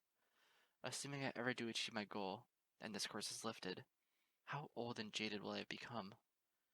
What will there be left for me to cherish, as I would so desire to be cherished, as Rhodey had so poetically reminded me?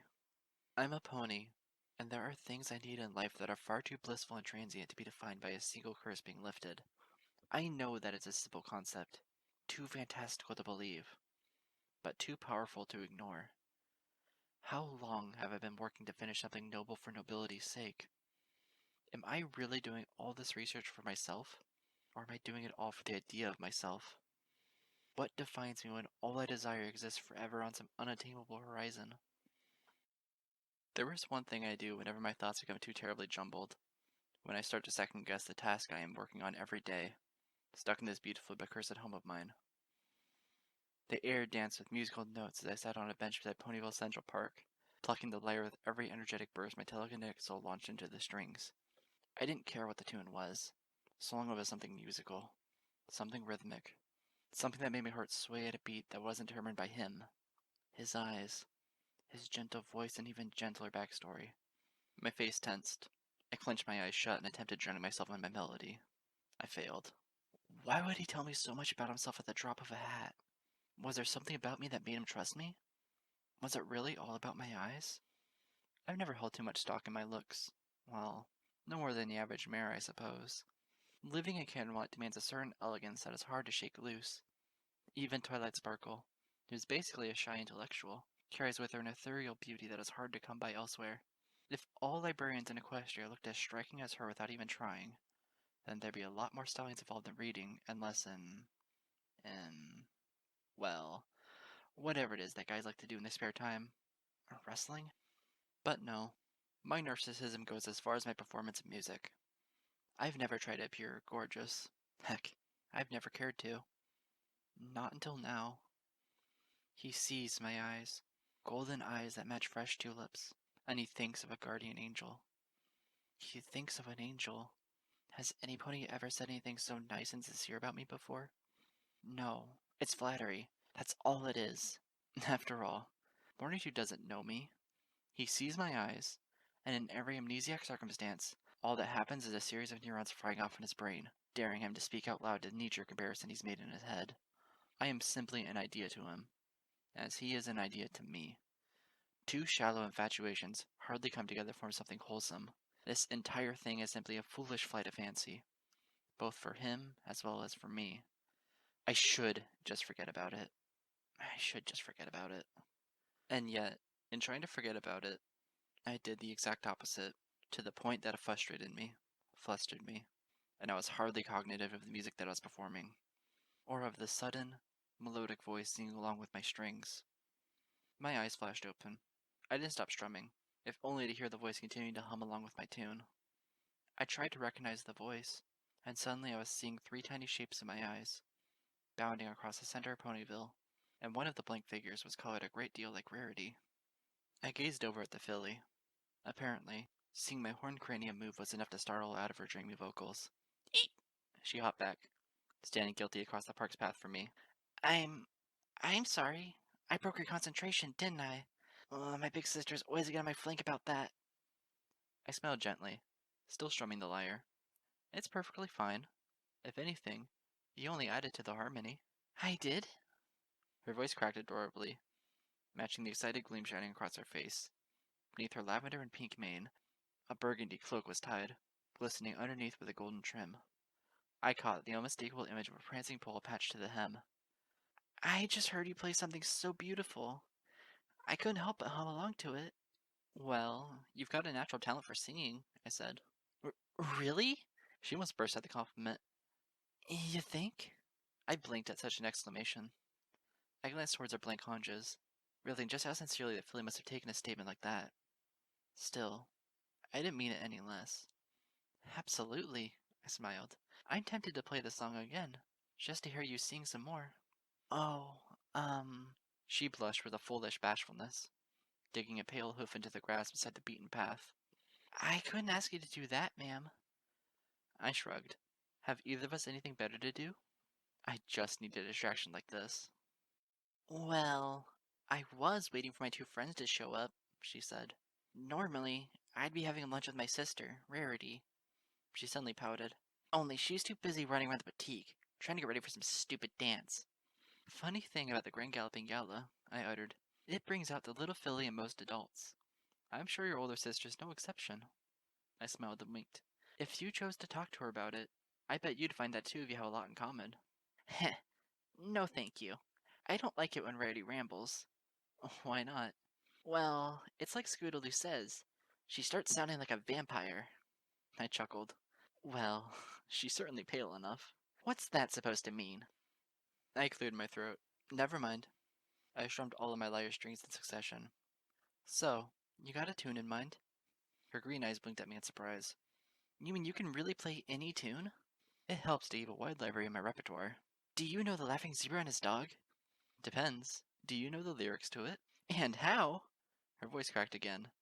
Not all things I instinctively feel like cuddling are because of their handsomeness. When she sang, her voice was solid, pristine, immaculate. The filly hit every note with perfect tonality. I struggled to strike my chords with equal mastery, all the while marveling at the prodigy's vocal range. The song was short, silly, and childish. She made it sound like an opera number. When the melody was done, and the leaves of the trees above us finished their rustling applause, I followed up with a gentle clap of my own. Bravo, bravo. I grinned down at her. You have a gift. I mean it. Why, if you shared that voice of yours in a place like Sugarcube Corner, you'd have ponies tossing bits at you in no time. Ow, she winced. That sounds painful. I chuckled. Okay, adorable, but no pony upstairs. I suppose we've all been there. Great gifts are meant to be shared. If you keep what's best about ourselves secret, how will we ever grow? I always thought that gifts were meant to be found by searching for them. There's truth to that, I said with a nod. A good life is one spent searching, but you gotta make sure you don't forget to search within yourself. This one time, I stuck my hoof inside my mouth, and I threw up all over the floor. Yeah. Applebloom said it's because I was nervous. I swallowed a bug the day before and I was trying to search for it. Just then, two familiar voices chirped over the grassy hilltops surrounding the park. The filly spun and waved towards her two petite friends, grinning at it from afar. Speak of the devil, I gotta go.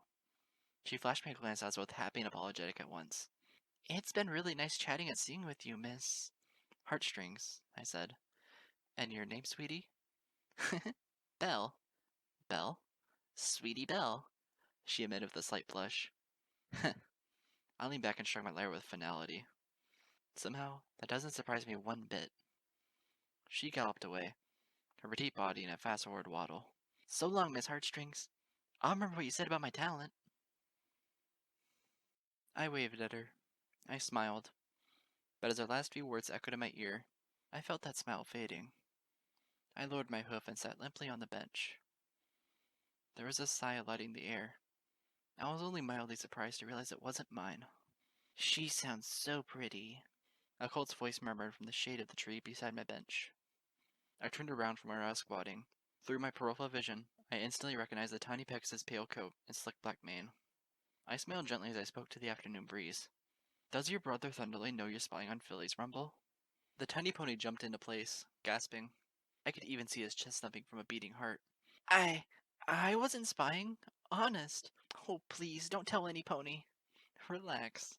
It's a beautiful day, I murmured, playing a few more notes on my lyre as he shuffled into the light. Why ruin it by punching ponies for enjoying beautiful things? I mean it. I was just... Rumble stood in place, fidgeting. His lonely eyes fluttered over the hill, where three young crusaders, and one filly in particular, were galloping onwards to glorious adventure. He exhaled once more, slumping down so that he squatted on the joints of his limbs. I'm such a weirdo. I raised an eyebrow. I glanced down at him. Now who on earth gave you that idea? Surprisingly, I was right on the money. My friends at school, he muttered. Snips and snails. They say that I'm a weirdo because I don't hang out with them like I used to. That's rather mean of them, I remarked. Just because you have your own things you're doing? They say that I've been boring ever since I started thinking about her, he added, playing lethargically with a few specks of dirt in the path beneath him. That I'm no fun anymore. Oh, so that's what it is. Why is it always a Pegasus that grows up first? I smiled and glanced his way. Kid, I think the only reason they treat you that way is because they're jealous. He blinked curiously at me. Of me? Mm-hmm. What for? Because these snips and snails can tell that you're growing up, I said, strumming my lyre. I'm willing to bet that you're a lot more mature than they are, and they just aren't equipped to deal with it. But why am I so much better than them? He asked, making a face. Notice, I didn't say better. I said more mature. Oh, whatever. Why is that? Rumble frowned and punched at the dirt with frustration. Just because there's this filly that I can't stop thinking about. Why can't they understand? Do you understand? He bit his lip. I left him alone with his thoughts, feeding the air with a tranquil melody, as if lulling a frightened infant out of hiding. Eventually, his voice murmured, She's so pretty, and she has a singing voice that makes me happy. I don't know why, but I want to know more about her. I wonder what she would think of me. I don't want to be a boring weirdo to her either. Sounds like this has been on your mind a lot. Well, he almost chuckled, instead tilting his head up to give me a confused expression. My brother's hanging out with fillies his age all the time. He seems so happy with the likes of Flitter, Cowchaser, and Blossomforth. Especially Blossomforth. You're pretty observant, kid. I... I kind of think it would be cool to be happy like that too. I smirked at him. And does happiness equate to having lots of fillies wanting to hang around with you? Well, I don't know. Now, there's an honest statement if I've ever heard one. I... I guess happiness isn't happiness if they're not happy too, Rumble said, shrugging. The fillies, that is. I couldn't help but giggle. I paused in my melody. You don't give yourself enough credit, kiddo. Something tells me there's a Casanova inside of you that will see the light of day several years from now. Casa what? Never mind. Ask your brother, preferably when only Blossomforth's around. I cleared my throat. By the way, it's Sweetie Belle. Huh? He blinked at me. The filly you like. I winked. That's her name. Really? His face brightened. I saw his tiny wings fluttering, giving his petite body modest lift. That's... that's such a pretty name. It's rather fitting, if I may say so. Do you know anything else about her? I giggled. Who am I? The village matchmare? Uh... If you're so curious, kid. I gestured towards where the Crusaders had run off. You could go up to her and ask her the questions yourself. He immediately winced, as if receiving several flu shots all at once. Oh no, I couldn't do that. Does this have something to do with what Sips and Stale said? No, it's just that... His body slumped in yet another sigh. Who am I? A silly blink flink with a popular big brother? That's who. I'd only be boring to her. His tired eyes remained locked on the ground below. Besides, she's never even noticed me once. It's like I don't even exist. I felt a cold breeze blowing through my mane. With a deep breath, I murmured, Trust me, kid. I know the feeling. Just... He rested his sad face atop a pair of crossed forelimbs. What is it that gets a girl's attention anyways? What is it that fillies want? A question as old as time, undoubtedly. Hm. This is hopeless. I cleared my throat. Still, it's really simple if you think about it, I said to him. Fillies want sincerity, attention, commitment.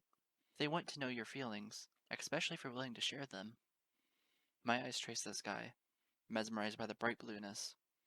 Pleasantly, I pierced its etheric texture until I saw a certain stallion's gaze in my mind, setting my heart afire. A filly is most happy when you're honest with her, and when you show her that, no matter what ambitions your life may pressure you with, you're willing to sacrifice a piece of it, the most warm and vulnerable piece, if only it means that the two of you get to share something wholesome and unique that's made to replace it. And if you show that she'll forever be a part of your heart, something that you spend the time and energy to cherish as much as you poetically promise to, then... My cheeks turned rosy as I run a hoof through my mane. She'll swoon for you instantly, for she knows she's found a pony for whom she can be happy, safe, secure, and... I gazed down at him. My words trailed off. Rumble was looking up at me. His expression was blank. His eyes were full of confusion. I fidgeted atop the bench. Um, you know what? I smiled crookedly. Flowers. Fillies love flowers. You should go get her some. Flowers? Rumble's mouth dropped at the thought. You mean it's that simple? Oh, believe me, I winked. It goes a long way. Flowers. Finally, a smile returned to his precious little face. He waddled off, his wings flexing as I pushed him through an invisible, warm cloud. Flowers, flowers, flowers. He gave me a blind wave. Thanks, lady. Don't mention it, kid. I chuckled and waved back at him. Remember, the happiest things in life. I knew he wasn't within earshot. It didn't matter. I was no longer speaking to him. Are the things you seize with no questions asked. My murmurs ended, and I bit my lip at the end of the exclamation. I glanced down at my lyre, a lone vessel for exploring the cold depths of my curse. It no longer invited any awe or promise for me, for it was something I'd always carried alone, and forever would. The determination I felt then was positively scathing. I hopped out of the bench. I stood tall and resolute in the sunlight. With a bold breath, I marched straight for the north edge of town. Good morning to you, Angel. There was a tulip being offered. In a blink, I plucked the golden thing from his grasp and leaned forward. What's your favorite color? Morning Dew did a double take. His golden body wobbled in the precipice of curiosity. I blushed slightly. Besides gold. Not once did I sever my gaze from his. What's your second favorite color? Oh, he smiled bashfully. Silver, I do suppose. Silver? Wonderful. I trotted off, waving. Have a good day. He waved limply back, confused. Good morning to you, Angel. What's your favorite smell? Huh? Morning Dew blinked. Your favorite fragrance? I tilted towards him, staring in earnest. Name it. Oh, He blushed slightly, running a hoof through his blue mane. I work around so many plants. That's a difficult one. Surely one scent has to be your most preferred. I guess I've always had a deep appreciation for jasmine, he said. Such an exquisite flower. Perfect, I grinned wide, took the tulip, and galloped away. Thankies! Huh? Good morning to you, Angel. Favorite musical composition? I beg your pardon? I smiled, stifling a deep giggle. If you could, right now, listen to any single musical number that you had the ability to choose, which one would it be? Are are you a musician, ma'am? He asked, glancing towards my cutie mark. I blocked his gaze with a gentle smile. Humor me. Oh, he scratched his chin, his eyes slicing figure eights in the bright morning sky above us. He eventually smiled and said, When I was a colt, I had a deep appreciation for Maurice Ravel's Royal Symphony. They used to play that number at military parades a lot. Perfect. I can play Maurice Ravel in my sleep. Oh, really? Oh, well, that's, certainly interesting. He then blinked. Ma'am? I was gone, galloping to my cabin to scribble the musical notes already blossoming in my head.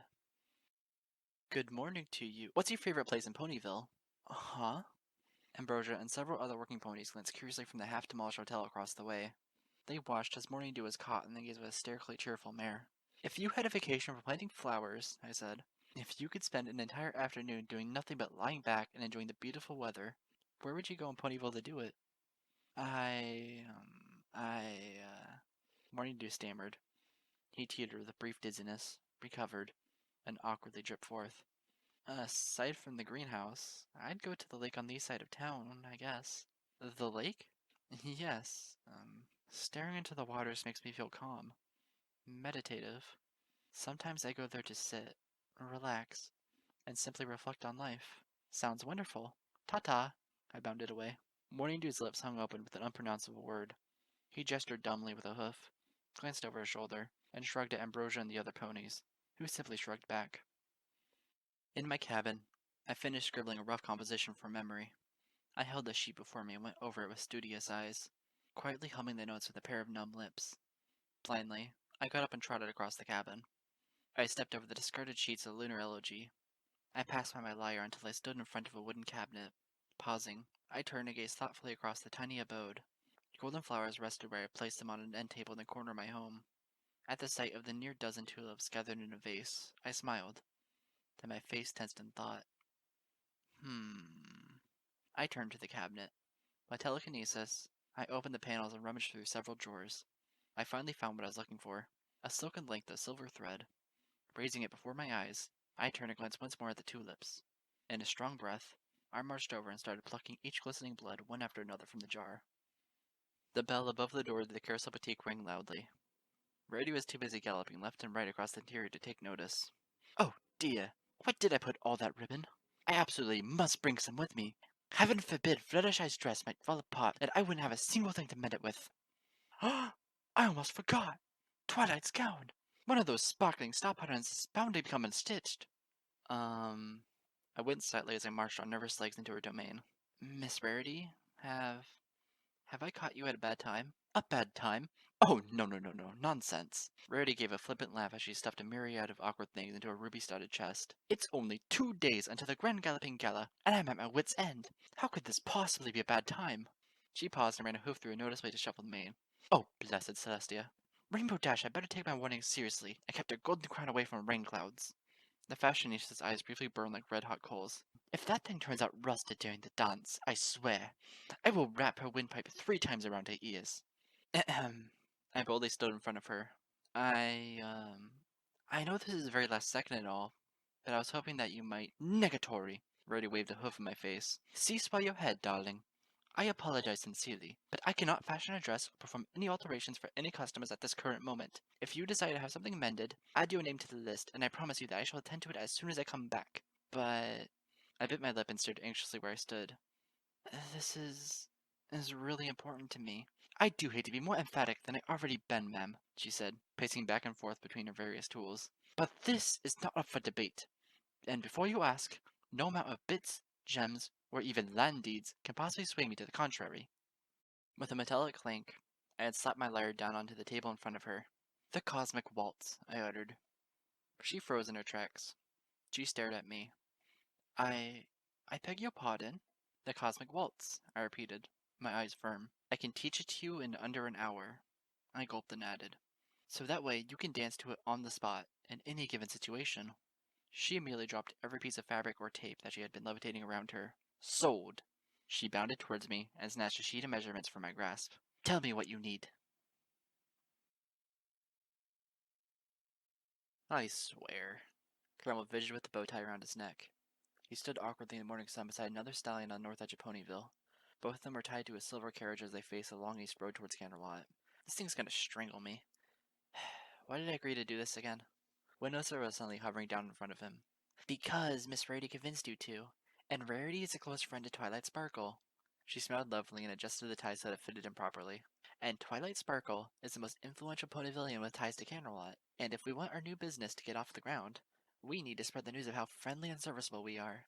Caramel sighed, rolled his eyes, and smiled tiredly at her. I thought we were going to get in the business of delivering parcels to households, not dressed up mares to a royal dance. One step at a time, Caramel. Thunderlane's voice suddenly spoke up. He trotted up alongside Blossomforth, Cloudchaser, Flitter, and lastly Rumble. Not all of us have the wings to skip ahead in life. Caramel groaned. Well, if it isn't the Feather Gang, come to snicker at me. Ah, Caramel. Blossomforth smiled. Why so glum? We're your friends. We just wanted to give you a proper send-off. Besides, you'll only be gone for the weekend, Cloudchaser added. Hey, isn't Wendy going with you? She says she'll be catching up, Caramel said, motioning towards his fiancée. Yeah, I've got a few things to do around town, Windwhistler nodded. But then I'll be headed to Candlelight to meet up with him. That reminds me. Caramel turned towards her. Where do you want to rendezvous? I've heard about this great donut cafe in downtown.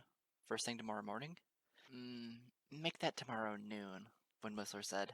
I need to go buy a dress from the shopping district. A dress? Caramel did a double take. But Wendy, neither of us have tickets to the gala. Besides, the dance will be over by then. Who said anything about a dance? Windwhistler remarked, smirking. Huh? She sighed. She hovered lower and whispered in his ears. Caramel listened. After a few blinks, he blushed furiously. Uh-oh, Thunderlane snickered from afar. Something tells me there'll still be some grand galloping to be had. Oh, hush. Windwhistler stuck her tongue out at her friends and giggled. You must fly through a lot of smoggy clouds to get a dirty mind like that, Thunderlane. I could do with a clean shower myself, Caramel dazedly said. The rain stallion next to him snickered. And don't you start! There was a shuffling noise. Everypony glanced over to see Ambrosia galloping up. Woo! Made it just in time. She lowered her hard hat and gestured Caramel's way. Best of luck on the journey, kiddo. You ran all the way here just to say that? Caramel exclaimed. Yep. Figured he deserved to be paid some respects. Ambrosia's gaze narrowed. This Miss Rarity ain't even hoofing you one bit for this, is she? Windwhistler pointed a hoof over Caramel's mouth and leaned in. We're gonna meet in Candlelight and make a date out of it. You don't say. Yeah, Blossomforth added with a nod. They're gonna work on planning their delivery business, or something. Thunderling coughed. Though some point may be delivering something else in a year's time. Blossom.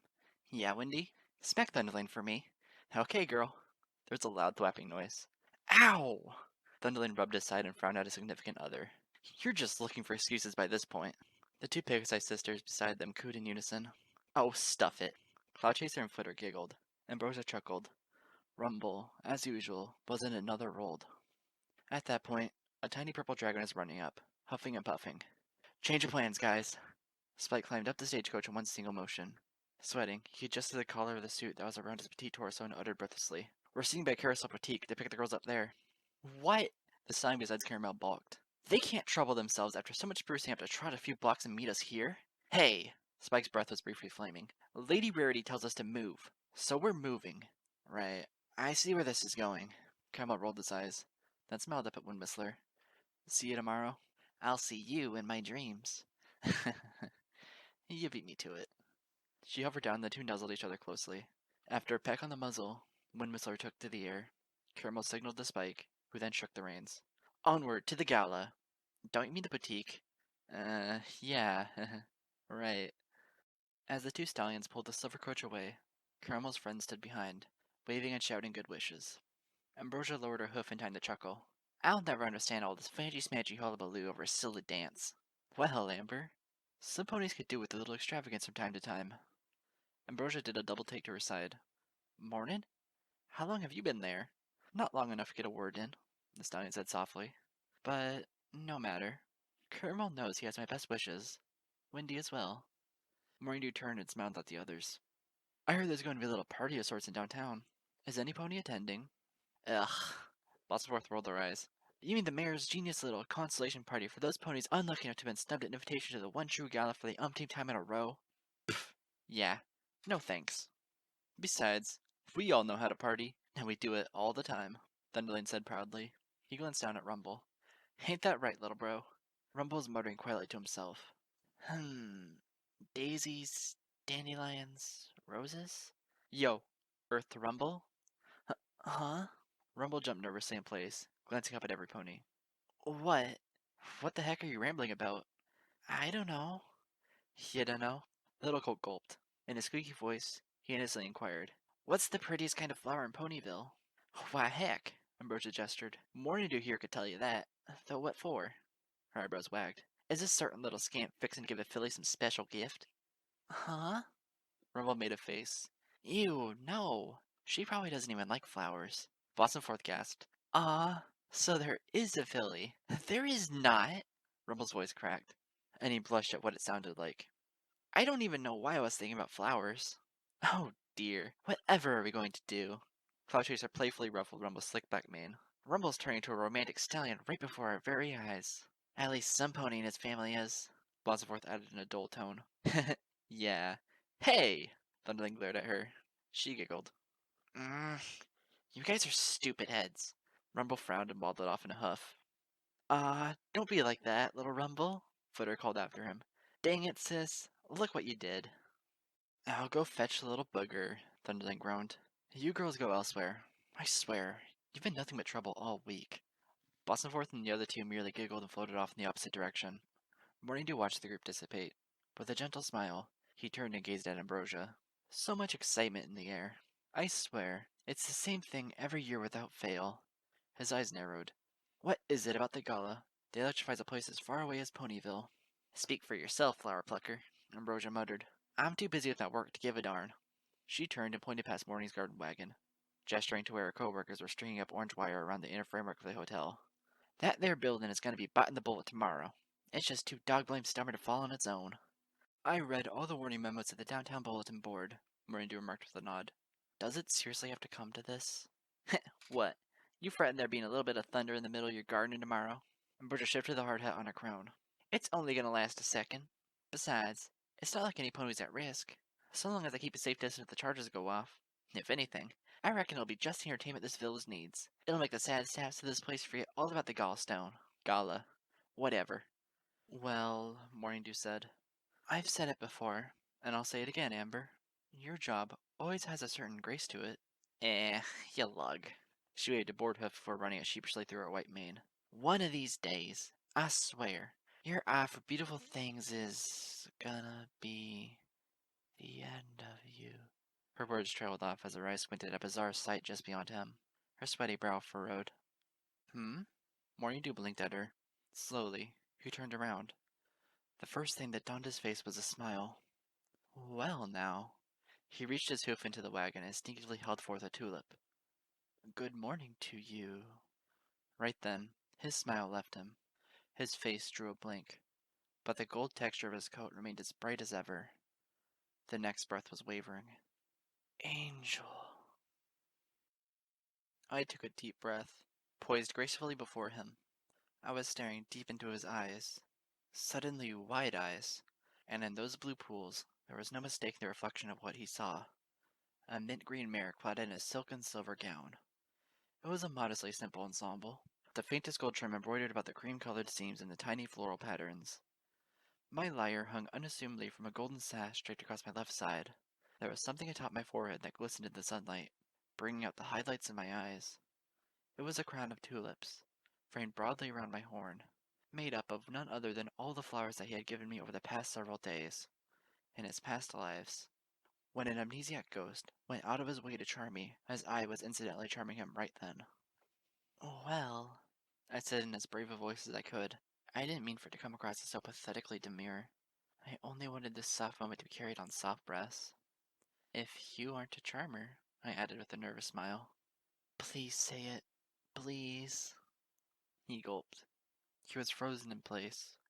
He was dead still, but he was still Morning Dew.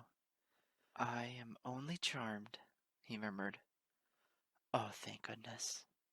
I gulped. My heart sang. I was afraid Rarity's marvelous gown would melt off of me with each subsequent heartbeat. I cleared my throat and tilted my head aside. You're too kind to make me such an offering. I pointed at the tulip in his grasp. With a relaxed breath, I finally allowed my blush to peek through my face's skin. But where exactly would I place it? He gazed at the tulip, then at the crown on my forehead. He gulped dryly and stammered. Very good question. I, He rubbed his neck and smiled awkwardly. Dear Celestia, will he ever stop being so precious? Ever painted a picture, and then you feel like something should be added to it, but you can't for fear of ruining it? I coyly gazed at the ground. Is every citizen of Ponyville so poetic? Um, only the foolish ones. He cleared his throat. I'm sorry. I didn't mean to. No, don't be sorry. I took a step towards him. As a matter of fact, you're just this nine I've been meaning to speak to. I am? He blinked awkwardly at me. Yes, you're Morning Dew, the town gardener, correct? Yes, ma'am. As a matter of fact, I am. Why? He squinted. Have other ponies talked about me? I heard you're the local expert on flora, I smiled. I was hoping to speak with you. Really? He said, gulping dryly. I was barely aware of Ambrosia at this point. Her figure shifted my peripheral vision. She glanced at Morning Dew, at me, and then at him again. Very, very quietly, she backtrotted from the scene until her alabaster figure melted into the background. I stood boldly in the foreground, gazing at the stunned earth pony in front of me. You see, my name is Lyra Heartstrings. I doubt you may have heard of me, but I'm a musician from Canterlot. I fidgeted slightly. Even with the buffers of the curse to cushion my words, I can never quite feel good about myself unless my lies have an ounce of truth to them. And I have plans for performing a few shows around town, but I'm not satisfied with coming across like just any other minstrel. There's a reputation I have to live up to, so I need to produce a show that will truly dazzle the locals around here beyond the mere melody my lyre makes. To do that, I have to, I have to set up a fabulous stage. Yes, and I was thinking about having a beautiful floor arrangement erected around me while I do my solo act. That's... He gazed at me, slowly nodding. So pretty. I smirked, my eyes darting his way. You don't say. I mean, He let loose a nervous laugh. That sounds like a pretty good idea. He placed the flower back into the gardening wagon. Well, y you came to the right pony. That is, the other villagers have a good reason to suggest you come to me. It's not like I'm the expert on sofas and quills, 'cause I don't know who you talk to, but that's a different pony altogether. Oh jeez. He ran a frustrated hoof over his face. There were many things that I desired from this encounter. Admittedly, the very last thing was making him so flustered. I broke the conversation to another direction by pacing around his wagon and uttering, You really are the town's one and only gardener? Well, not exactly, he said in a calmer voice. I felt him relaxing with each word coming from his lips. This is an earth pony town. Unlike Canterlot, there are less ponies talented in the arts, and more equines talented in tending to crops and vegetation. But florists... I leaned over and sniffed a pot full of daisies, smiling. My eyes darted his way as I felt the petals of my crown fluttering in the morning breeze. Just how many Ponyville residents are responsible for planting such beautiful flowers all over this quaint little town? He ran a hoof through his mane and blushed. Okay, guilty as charged. So, perhaps you can understand why I came to you. I eyed his shade gently back towards him. I took my time, glancing down briefly. Rarity had even fashioned me some shiny, silver-polished slippers for my hooves. I tried not to dirty them as I stood in front of the stallion, smiling gently. To be the only expert on flowers in town must be something truly special. It means you're a pony who can be depended on, a pony with an eye for beauty. Who else would I possibly go to for help with setting up my performance? Well, I don't know if one could call me special, Morning Dew began, but paused in mid-speech. His blue eyes twitched, and I saw him tilting his nose up slightly. I couldn't help it. I nodded pensively on my lip. Oh, please. Oh, please don't flip out. That... His face broke into a chuckling grin. Remarkable. Is... is that Jasmine? I gulped and smiled as gracefully as I could.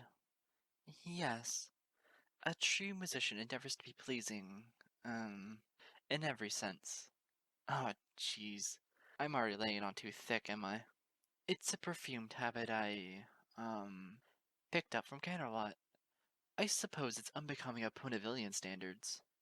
I winced. Ah, stop talking! This is no time to be a sociologist. Thankfully, Morning Dew is a less rational pony. Or a more rational one. I could hardly tell anymore. I simply heard him talk, and my heart jumped. Oh no, I think... it's lovely. He practically cooed. You're... He bit his lips on that. An instinct inside of me screamed to kiss them better. Clearing his throat, he said, You're... looking for any particular type of flower? I imagine I could depend on your good tastes, I said, assuming it wouldn't take too terribly much of your time. Oh, no, He shrugged. I was almost done with my morning rounds. Morning rounds? I go from building to building each sunrise, making sure the flowers are still in bloom, keeping weeds from growing the shop fronts, those sort of things.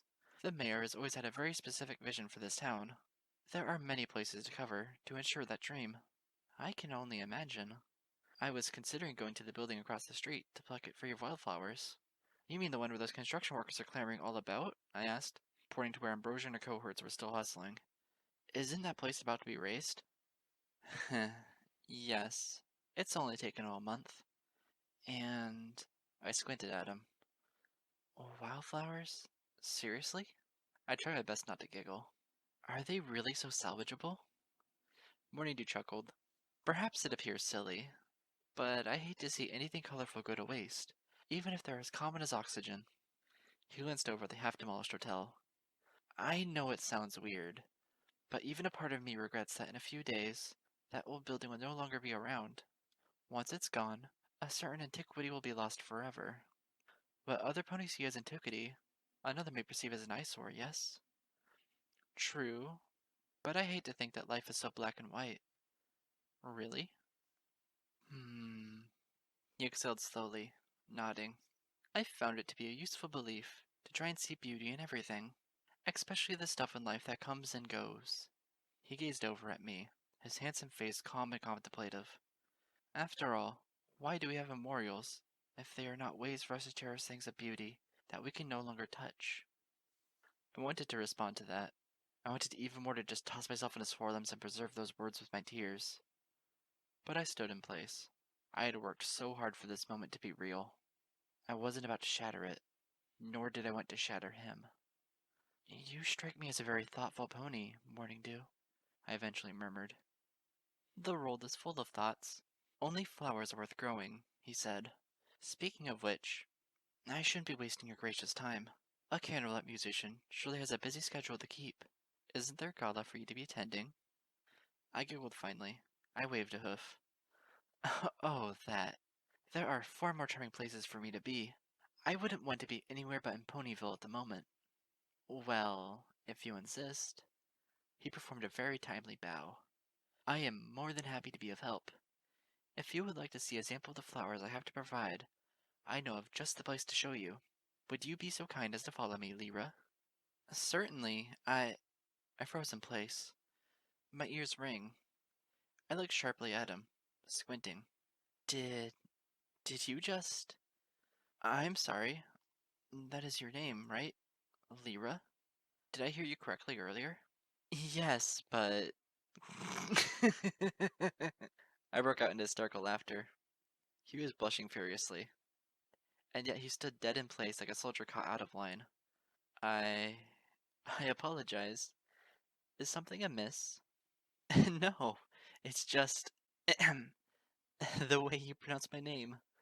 Am I saying it wrong? Well, not exactly.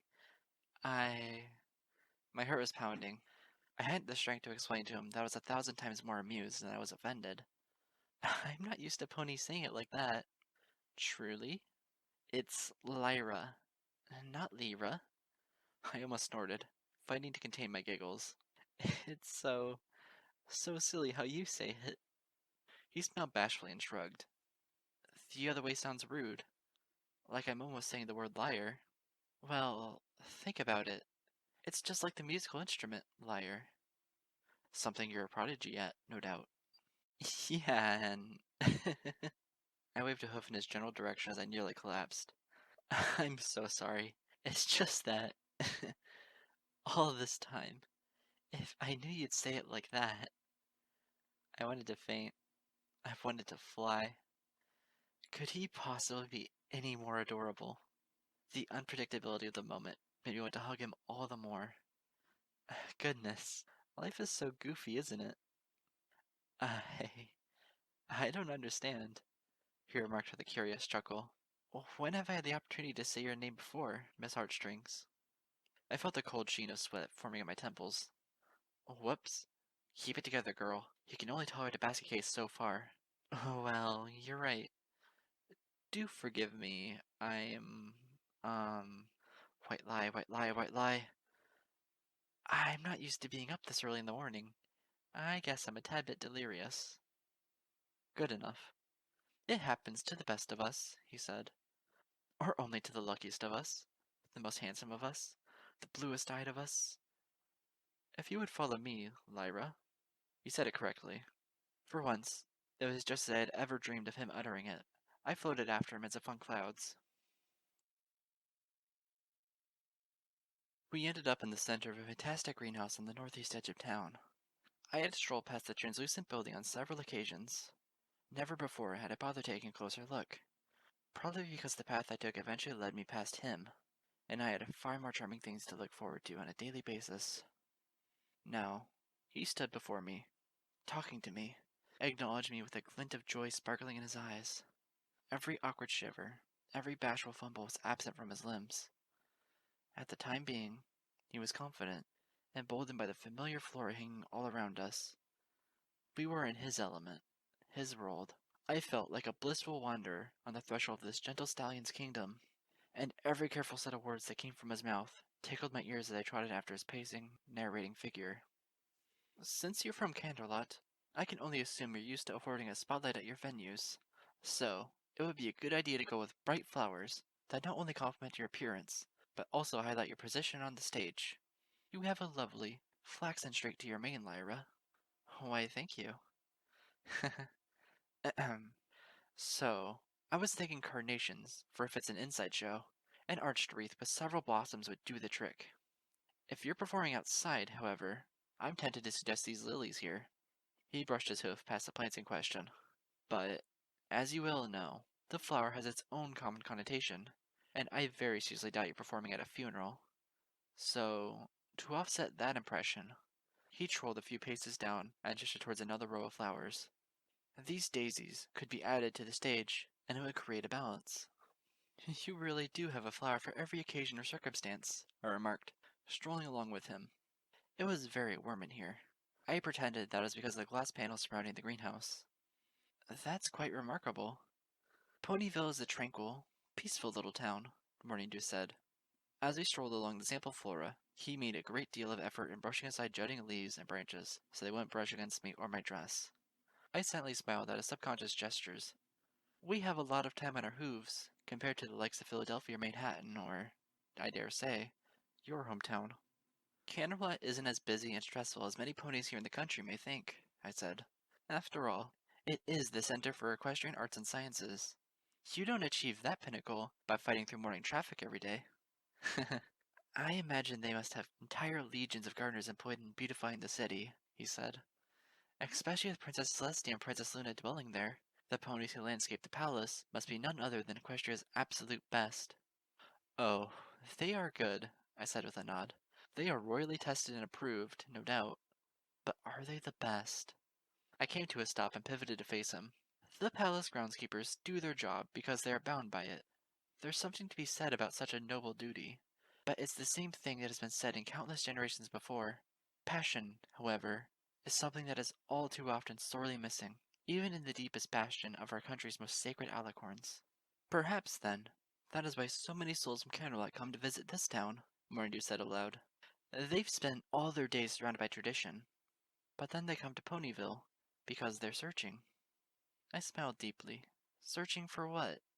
For passion? Please say passion. For completeness. That is what any pony wants in life, or so I've long felt.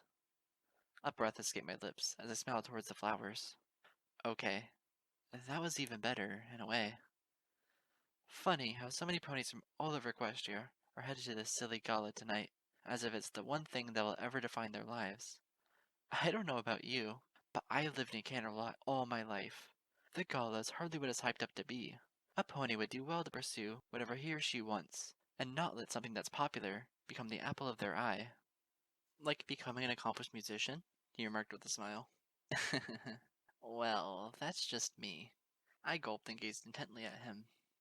What about you? Oh, he sighed and marched over towards a pot of daisies that he proceeded to inspect with gentle hooves. I'm very happy with what I do here in Ponyville. This village needs me, and I'm happy to keep them secure, and the knowledge that their streets will never turn ugly. But is that all you'll ever do? I stepped towards him, swallowing a lump down my throat for courage. I know what I desire to do with my life, and I'm satisfied with it.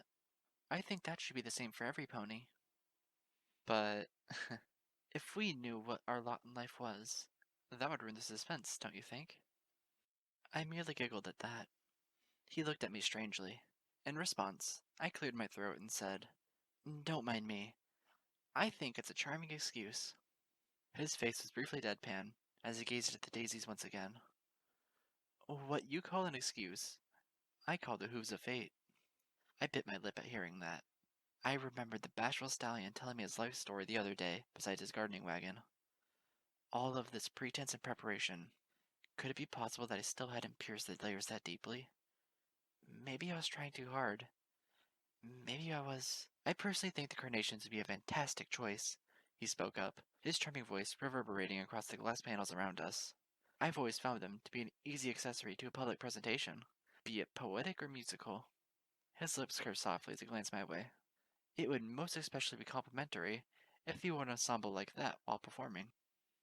I knew my teeth were showing by the glinting reflection of my smile in his eyes.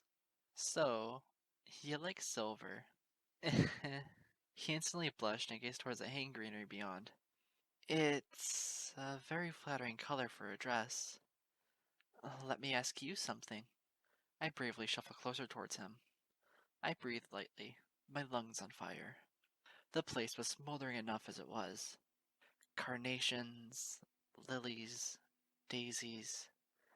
They're obviously good choices for a public instrumental, but I nibbled on my bottom lip for a space of 2 seconds and finally rolled forth. What of a private performance? You... you mean like a serenade? He asked innocently. I slowly nodded, gazing up at him. His grin cracked awkwardly. I fail to see how you would need any assistance there, Lyra. My heart sank briefly. No. Then I saw his eyes resting specifically on the crown of tulips atop my head. My heart lulled to a calm, then spiked again as soon as his voice rang. Some things can't be helped, for they're perfect enough as it is. I exhaled weakly. Oh, would he freak out if I placed a hoof on his shoulder? I felt a pulse that wasn't my own. Glancing down, I realized I had already made such a contact. The next thing that passed by was like shattering concrete. Instead of panicking, I slowly spoke. If there's anything I've learned in recent months, it's that there will always be something in life that stands to be perfected. All it takes is the right moment. My smile was equally blissful and painful, and the right soul to spend it with. I saw the tiniest of fluctuations in his eyes. I couldn't tell if he was frightened or thrilled. Either way, he didn't bother to shove my hoof off of him as he said, You're a remarkable pony, Miss Heartstrings. Then the smile came. I wonder, when you play music, is it even half as harmonious as your words? My breath came out in a gust of relief. He called me remarkable. That's good, right? That's at least worth 2 magnificents and half a resplendent. Well, words only convey so much. I tend to ramble when I fixate on them. I turned my head, looking at where my Lyras hang tactfully from the golden sash to my side. But, if you would like, I can give you a demonstration of just how harmonious I can be. Something loud echoed across the greenhouse interior. It sounded conspicuously like 2 pairs of legs tumbling to the stone floor. I stood there, frozen, too afraid to look and confirm my haunting suspicion. Nevertheless, I had to, and when I did, it explained why Morning Dew hadn't said anything for the past few seconds. Oh, dear Celestia, the poor thing. It happened again. Okay, don't panic. Don't be a frightened, hysterical filly like the other day. His catapult. His ordeal comes and goes swiftly. Just wait it out. Wait it out. I steadied my nerves, stopped squirming, and simply squatted down by his side. He was breathing. I could tell this time.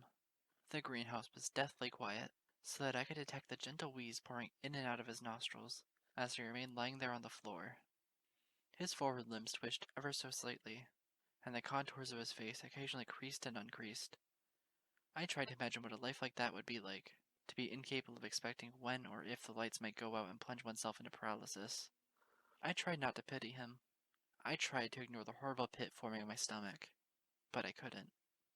Gently, I reached a hoof out, brushing it ever so slightly against his blue mane, as if it was made of thin ice. I couldn't stop myself. It was all I could do to prevent a whimper from escaping my throat.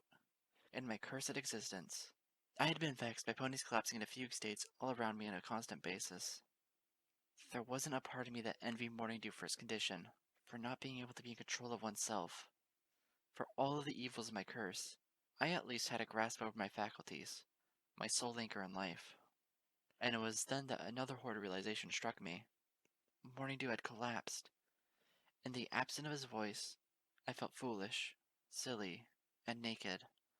A thin, silver dress was a poor shield against a wave of chills assaulting my being. Not even the sunlight refracting through the greenhouse windows could any longer melt the reality of my situation away. By the time he began stirring again, I was hardly relieved. I sighed, and I had to force out a smile as I murmured to his waking figure, "Are you all right there, sir?" He winced, hissed, and rubbed his aching head. Yeah, I think so." "You took a nasty tumble," I said in a deep monotone. My eyes were wandering the cobblestone design of the floor, mapping out a swift path home in my mind. "You're lucky that Symphony was around to check on you. Uh, I guess." "Why? Did I bump into something?" Nothing that can't heal," I said wryly, almost sounding like a certain construction worker. Swallowing, I glanced towards the exit of the place. "Well, now that I know you're okay, I suppose I should be on my way."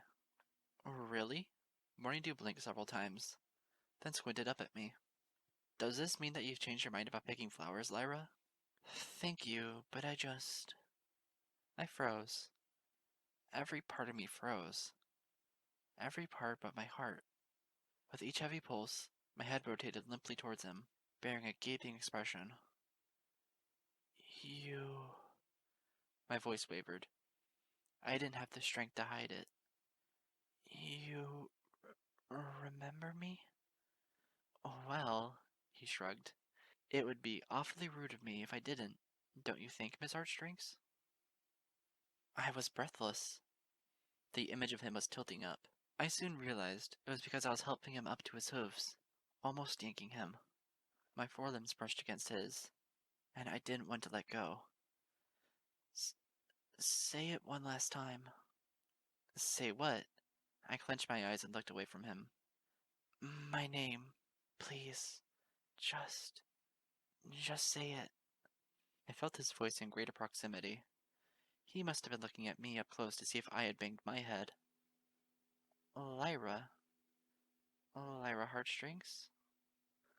I choked on something. When I opened my eyes, his handsome face had fogged over.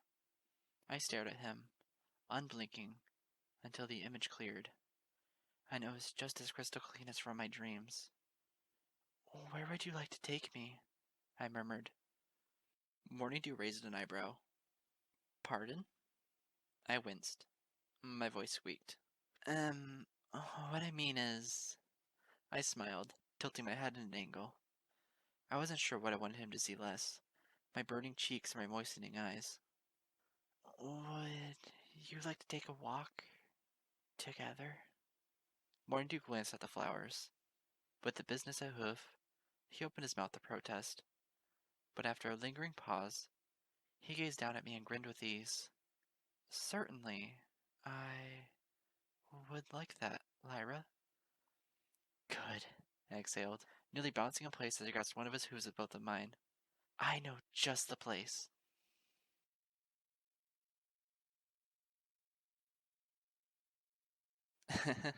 Morning Dew shook his head in awe as we strolled along. I always loved hanging out by the lake. Really? I hummed, smiling to myself as I sauntered alongside him. How fortunate, 'cause I really like it too. Very few ponies frequent this area, he remarked, gazing out across the rippling pond water to our right. The afternoon sun bounced off it in rich crimson bands, covering us with a painfully sepia tone, as we reveled in warm breeze after warm breeze. All around us, September was alive. I felt as though I could never be cold again. I think it's a shame. There's so much to see and think about. Still, at the same time, I'm rather thankful for the quiet. Do you consider yourself a loner, Morning? On occasion, I suppose. He glanced at me. Why, do you, Lyra? Well, I murmured in a sing-songy fashion. Not by habit, I assure you. Are you on the road a lot, on account of all your musical venues? Oh, hardly. I cleared my throat. It's not that. I just haven't had the chance to socialize much as of late. Why? He asked.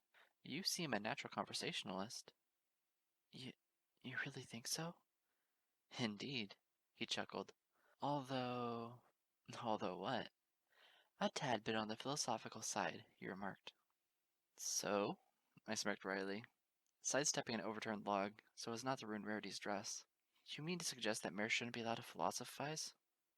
Not at all, he said with a grin. It's just that philosophy is measured only in its pretense. Stallions are all too easily overwhelmed in the art of cyclical dialogue. Mares, I've long perceived, serve a much better existence by actually living. And by living, I'm guessing you mean cooking, cleaning, and giving birth, right? I winked. Hardly. He stopped by a throng of cattails and looked at me. I only meant that there are many beautiful things in this world, and the majority of them so happen to be exemplified by mares.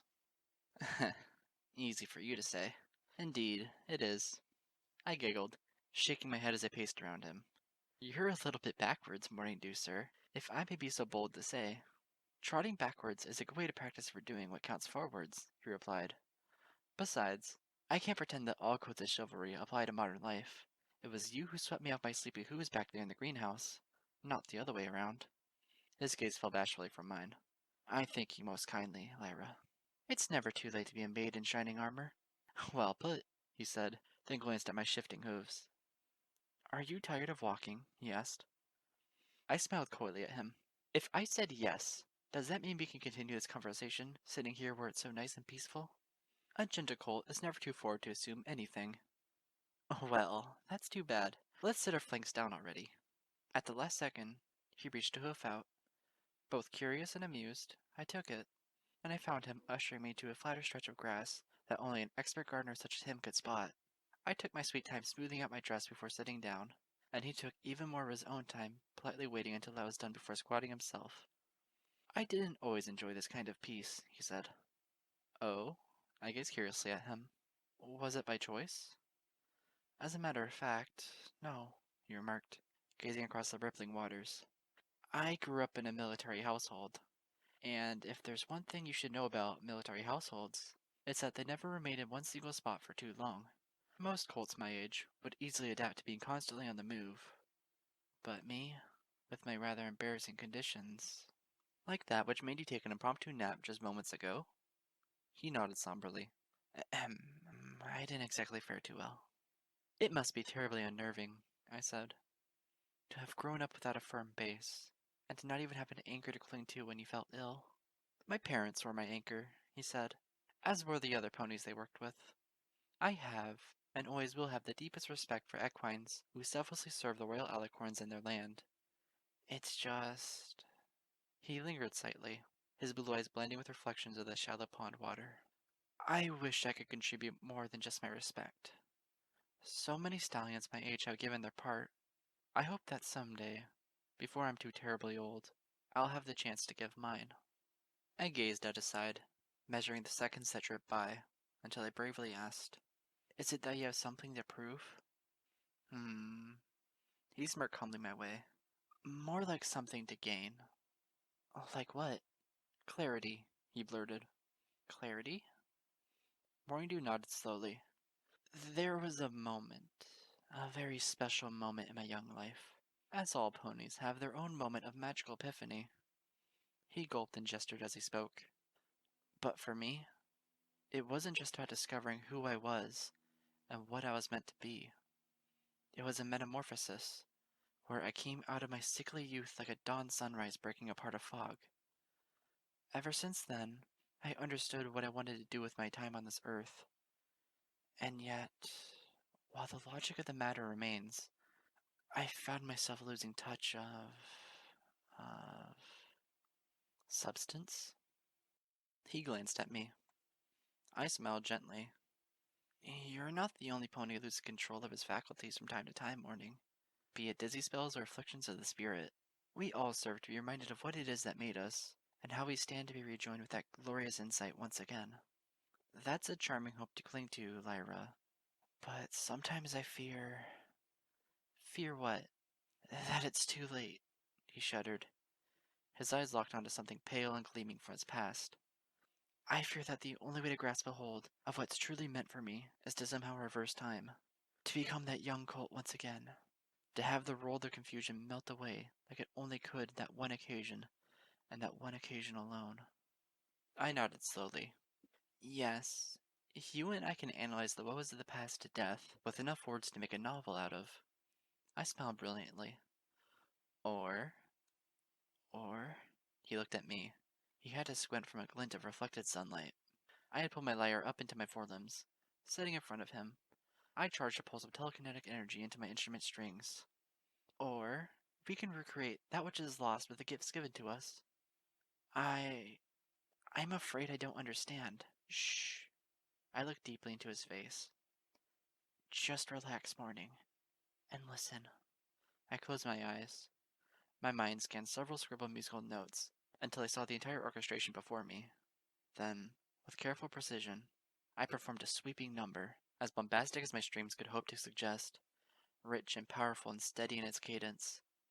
As I navigated each sweeping melody of the tune, I glanced briefly at Morning Dew's expression, and I saw his jaw dropping further and further. This song was barely done by the time I heard his voice breathily kissing the air. "That," he stammered, "that was the most delightful rendition of Maurice Ravel's Royal Symphony I've ever had the pleasure to hear," he said. "Please, Morning," I giggled. "You flatter too much. So what if I happened to have practiced?" I paused in my words. I had expected him to be pleased by the tune. However, I hadn't expected the tears forming in the corner of the grown stallion's eyes. "My parents, they used to march to that very tune. I would watch them from the compound fence after school, before we all trotted home together," he murmured. "I tried to imitate their march, their proud stance, their fearless poise. When the years went by, and I suffered through worse and worse episodes, I still did my best to march with their rhythm. They always encouraged me. They always believed in my enthusiasm. When I grew up, and I tried year after year to apply at the Camelot Military Academy, I remained steadfast in spite of my constant failure. Even today, I try to give myself hope, for I won't be completely satisfied until I'm able to accomplish what they had accomplished so well." He gulped hard. "I owe as much to them, to their legacy." "Their legacy?" I squinted his way. Suddenly, it dawned on me. The soft demeanor, the incessant need to prove himself, the continuous, almost foolish fixation on a seraphim savior. A part of me broke inside, and it ruptured a soft voice in my lungs. "Oh, morning. What happened?" His nostrils briefly flared. His eyes had dried up before possibly committing the sin of leaking. "The SS Hurricane," he uttered coldly. "They were overseeing a supply drop off the eastern banks of Dream Valley. An entire military detachment was sent to guard the royal supplies. One night, there was a rupture in the ship's steam tanks." His voice trailed off, but it didn't need to complete itself. I already had a sore throat by that point. After all, every adult citizen of Equestria knows about the SS Hurricane. I had no idea, Morning. I'm so very sorry to hear that." "Don't be sorry, Lyra," he said. He smiled, a very genuine thing, as was his next breath as he spoke. "You've blessed me. You really have. Whenever I hear the Royal Symphony, it's always the classical presentation, usually a recording of a full piece orchestra, complete with the number's usual dramatic fanfare." He sighed briefly. "It's the exact style performance that they play at every memorial held for the ponies of the hurricane since the tragedy. There's no pride or joy in it anymore, only a deep, immeasurable, and noble sorrow." He swallowed and glanced my way once more. "But the way you play it, the way you revel in it, with your solo strings and your passionate gusto, well," he grinned painfully, "it's invigorating, Miss Heartstrings. It reminds me that the dead were once very much alive. I wish there were more performers who felt with their souls as much as with their talents." I was barely convinced. I stared forlornly at the lyre in my hooves, as if it was a terrible weapon. I muttered, "Sometimes, I swear, I feel too much." He narrowed his eyes curiously. "Why's that?" I shook my head, stumbling over the thoughts. I should have waited before spilling them out of my lips, but I felt as if so many barriers had already fallen. He had been brutally honest with me so far. What had I done to even come close to paying him equal respect? Do you ever feel like you stumble upon a moment? A moment that is so golden and so perfect that you feel as if you're meant to be there, at that place and at that time for a purpose? He ran a hoof through his mane and said, I I suppose I have. Maybe once or twice. Why?" I gulped and said weakly, "I feel that every day." I look up at him, and on every occasion, the moments become more and more intense, Morning. And yet, I grimace slightly, I feel as if they never come with any reward, no matter how frequently they occur. "Maybe you just haven't seized the moment," he stated. "I mean, truly seized it. Perhaps that's why you feel for the moment more and more each time it keeps happening. You're never rewarded, because each time you come upon the precipice, you never make that leap of faith. I mean, never truly." "Morning," I murmured. "Not all of us can be as blessed and," I gulped, "and as magnificent as you. For me, I shall always have infinite moments like this, so gorgeously framed but so bitterly unrealized. But you?" I looked at him lovingly, sadly. "This is it. This is your moment. Your one and only." He gazed at me as I was suddenly drifting away from him. "Lyra, I don't understand. Do you mean that—" "Shh." I reached out to him. I grazed his silken complexion with a hoof. I felt my lips quivering. The whole universe was shaking, and he was sliding downhill into the abysmal world I'd refused myself all day to wake to. I should have seen it from a galaxy's distance. "This is your moment. Can't you feel it? Like a sunrise that sings to you, or a golden pair of eyes that is only a precursor to the most secure feeling you'll ever have the good fortune to know. You called me something when we first met, Morning." I swallowed hard, then entreated him. "Do you remember, Morning Dew? Do you remember what I was? Or what you thought I was?" His mouth hung open. The lines on his face stretched apart, pulled by talons of pain that had been raking him all his life. Until now. "Angel," he murmured. like a colt who had just been reunited with a full hood friend. But I was not that protector. I could see that now. There was a phantom reflected in his eyes, a paper-thin mare with a wreath of silly flowers trying to guss yourself up for a first and last date. I wanted immediate things, transient things, superficial things. I wanted to be held, to be cuddled, to be wormed as I stumbled inevitably into the dead thick of night. Morning Dew needed more, so much so that he was too humble and powerless to even want it. He was on the verge of self-discovery. He always was.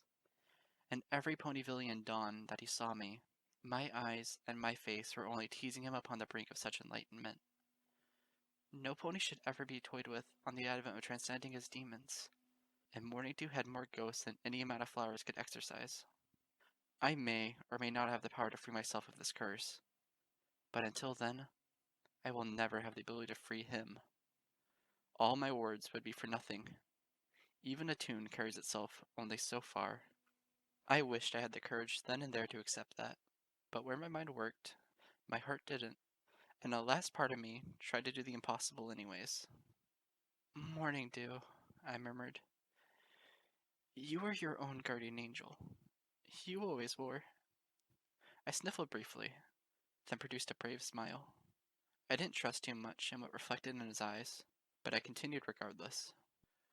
When you suffer through illnesses as a child, when you endured the loss of your parents, when you fought over and over again to achieve your dream of becoming a guard pony, and finally when you settled for your humble life here, it's always been you, and you alone, whom you've had to thank for such tenacity, for such strength. I bit my lip briefly, then finished with, I only wish you would accept that which has made you strong, that which is here for you in Ponyville. You don't need to keep searching. He gazed at me. His eyes were soft. I knew I was going to break before I even said it. I didn't know I was searching until I met you, Lyra, he exclaimed breathily. How could I always have been my own guardian angel? And yet it is only now, when some pony like you is here, filling me with such song and wisdom and joy, that I'm starting to feel secure. He smiled blissfully. Please, believe me. I'm not searching. I dare say I've found it. I found you. His eyes narrowed on the breaking point. Who are you? Please, tell me. I must know more. I wanted to tell him. I wanted to weep. I wanted him to know that I was the right pony. The only pony. I was the one soul that needed to be guarded, to be held, to be made happy and safe in his embrace. All his days of wandering, all his days of lonesome trepidation, of fighting against the grindstone of his afflictions, they were all preparing him to meet me, and it would all end in tragedy. For as soon as we found each other, I would live, but he would die, by the throes of Nightmare Moon's taint. This version of him that had become enlightened, that had become blissful, that had become secure in this place in life, would no longer be. And there I would be left alone, once again forced to grow flowers out of the ashes. I'll tell you more, I said suddenly in a monotone voice. He couldn't see where I was going. He didn't know the cold darkness hanging over us both like an onyx ceiling. I was the only one who knew, and it was my fault and my fault alone that things had limped this far. But first, my little forest. I barely managed to speak. My voice was cracking too much. I cleared my throat and forced a smile. I need you to do something for me. Anything, he murmured, entranced. Name it. My eyes traveled the landscape behind him. There were several sets of trees at the lakeside. Some were 10 feet away, others were 20. Finally, there was a row of trees about 35 feet distance. Beneath them, several brightly colored shapes floated in the wind. Could you march over there really quick? I weakly pointed. And grab one or two of those marigolds? He glanced behind his shoulder at the trees, then back at me. Marigolds? I giggled lightly. My voice was raspy at this point. I avoided his gaze before he could see my long face.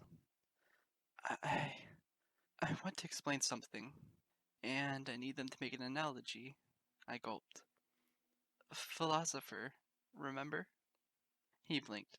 Slowly, he nodded. Very well then. I'll be right back. He got up. He left, and so did his shadow with him. As I heard the crunching of grass beneath his hooves, I clenched my eyes shut and ran a hoof over my face. I sucked a huge breath into my lungs, containing the sobs before I could feel a hint of them bursting forth. Several seconds passed, and those seconds became minutes. Finally, I heard his voice from what sounded like miles away. Uh-huh. Marigolds? I have plenty of these in my greenhouse, Morty murmured unemotionally. His body pivoted, and his face blankly scanned the horizon. Why...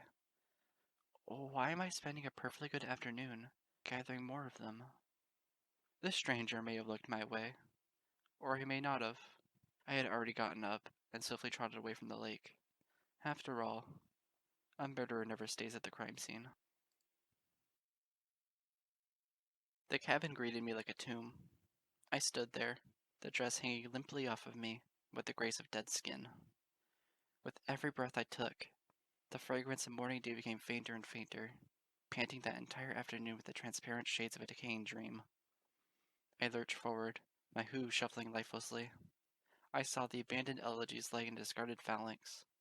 The very sight of them burned into me, searing and convicting the cowardly barriers I'd pulled over myself. When will I ever learn? When will I finally come to terms with the things that I deserve and the things that I can only afford to desire?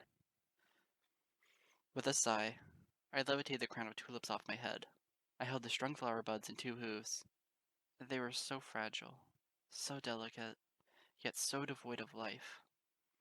I could have left them where they belonged, on their stems, being fed the moisture and care they needed to survive as long as possible. But that wasn't what I chose to do.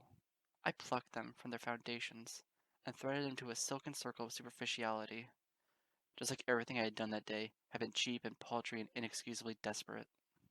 I wasn't sure what angered me more, that I thought such an aesthetic presentation could possibly win Morning Dew's affections, or the fact that the gesture had actually come so close to succeeding. I winced. I gnashed my teeth. My hooves rubbed together, threatening to grind the golden petals to a pulp. But I didn't let them. After all, enough beautiful things had been destroyed that day. I placed the flowers onto the end table, pulled my slippers off, and hobbled over to the bed. I collapsed across the cot. I didn't bother peeling the dress off. I was too weak, too encumbered by shivers and shadows. I once again had the dream. The fantasy. The deep, warm place where a phantom doppelganger Morning Dew was there to hold me, to caress me, to remember my name and whisper it to me beyond the iron curtains of the cursed night. All it ever was, all it ever would be, was a vision, a fancy idea, a happy thought for an unhappy prisoner. I should have known better than to have entertained the notion that I could have transformed any of it into something concrete and real. I should have had more respect for Morning Dew than to have dragged him into my ordeal. He had a soul, just like every other pony in this place.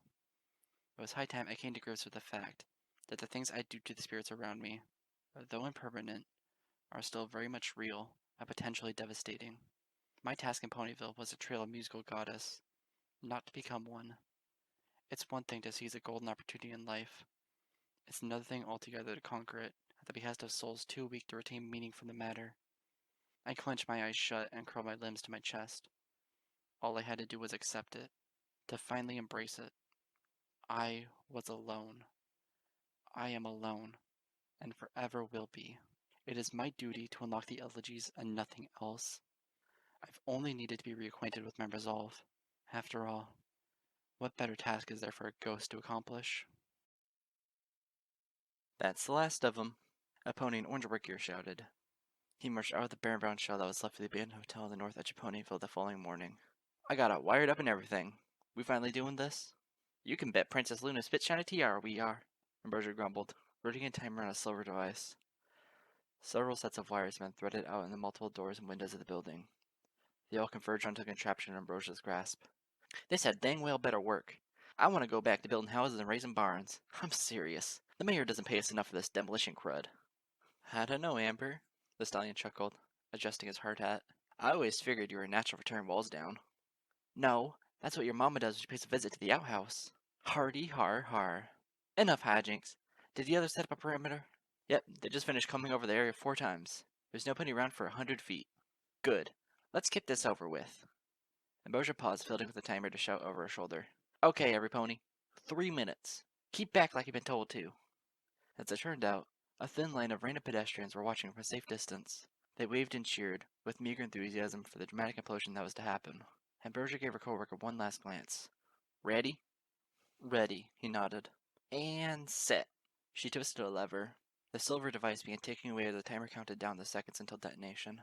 The 2 work ponies wasted no time. They galloped briskly away from the site until they were barely within shouting distance of the ill-fated hotel. Catching her breath, Ambrosia came to a stop beside her fellow workers and a small group of excited onlookers. Several orange signs had been planted in a wide circle around the site, repeating the words of warning that the memos in Downtown Ponyville had been broadcasting all weekend. Phew! How's this for a gala? Ambrosia remarked. Many ponies around her snickered and chuckled. It was around this point that I had trotted up. It was later in the morning than I was used to arriving. This was no accident. I had hoped to not run into a certain stallion. To my solemn relief, Morning Dew was nowhere to be seen. I hung in the shadows of the line of gazing ponies, feeling my saddlebag weighing me down like a bag of bricks. My sighs were just as heavy as I gazed one last time at the doomed hotel building. This week seemed to be a perfect graveyard for memories.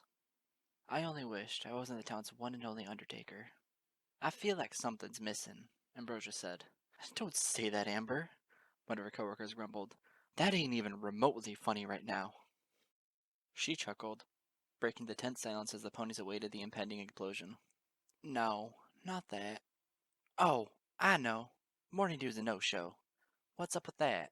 Why? You were hoping he'd be around to marvel at your hoofwork, one coworker said to her. 2 minutes, another called out.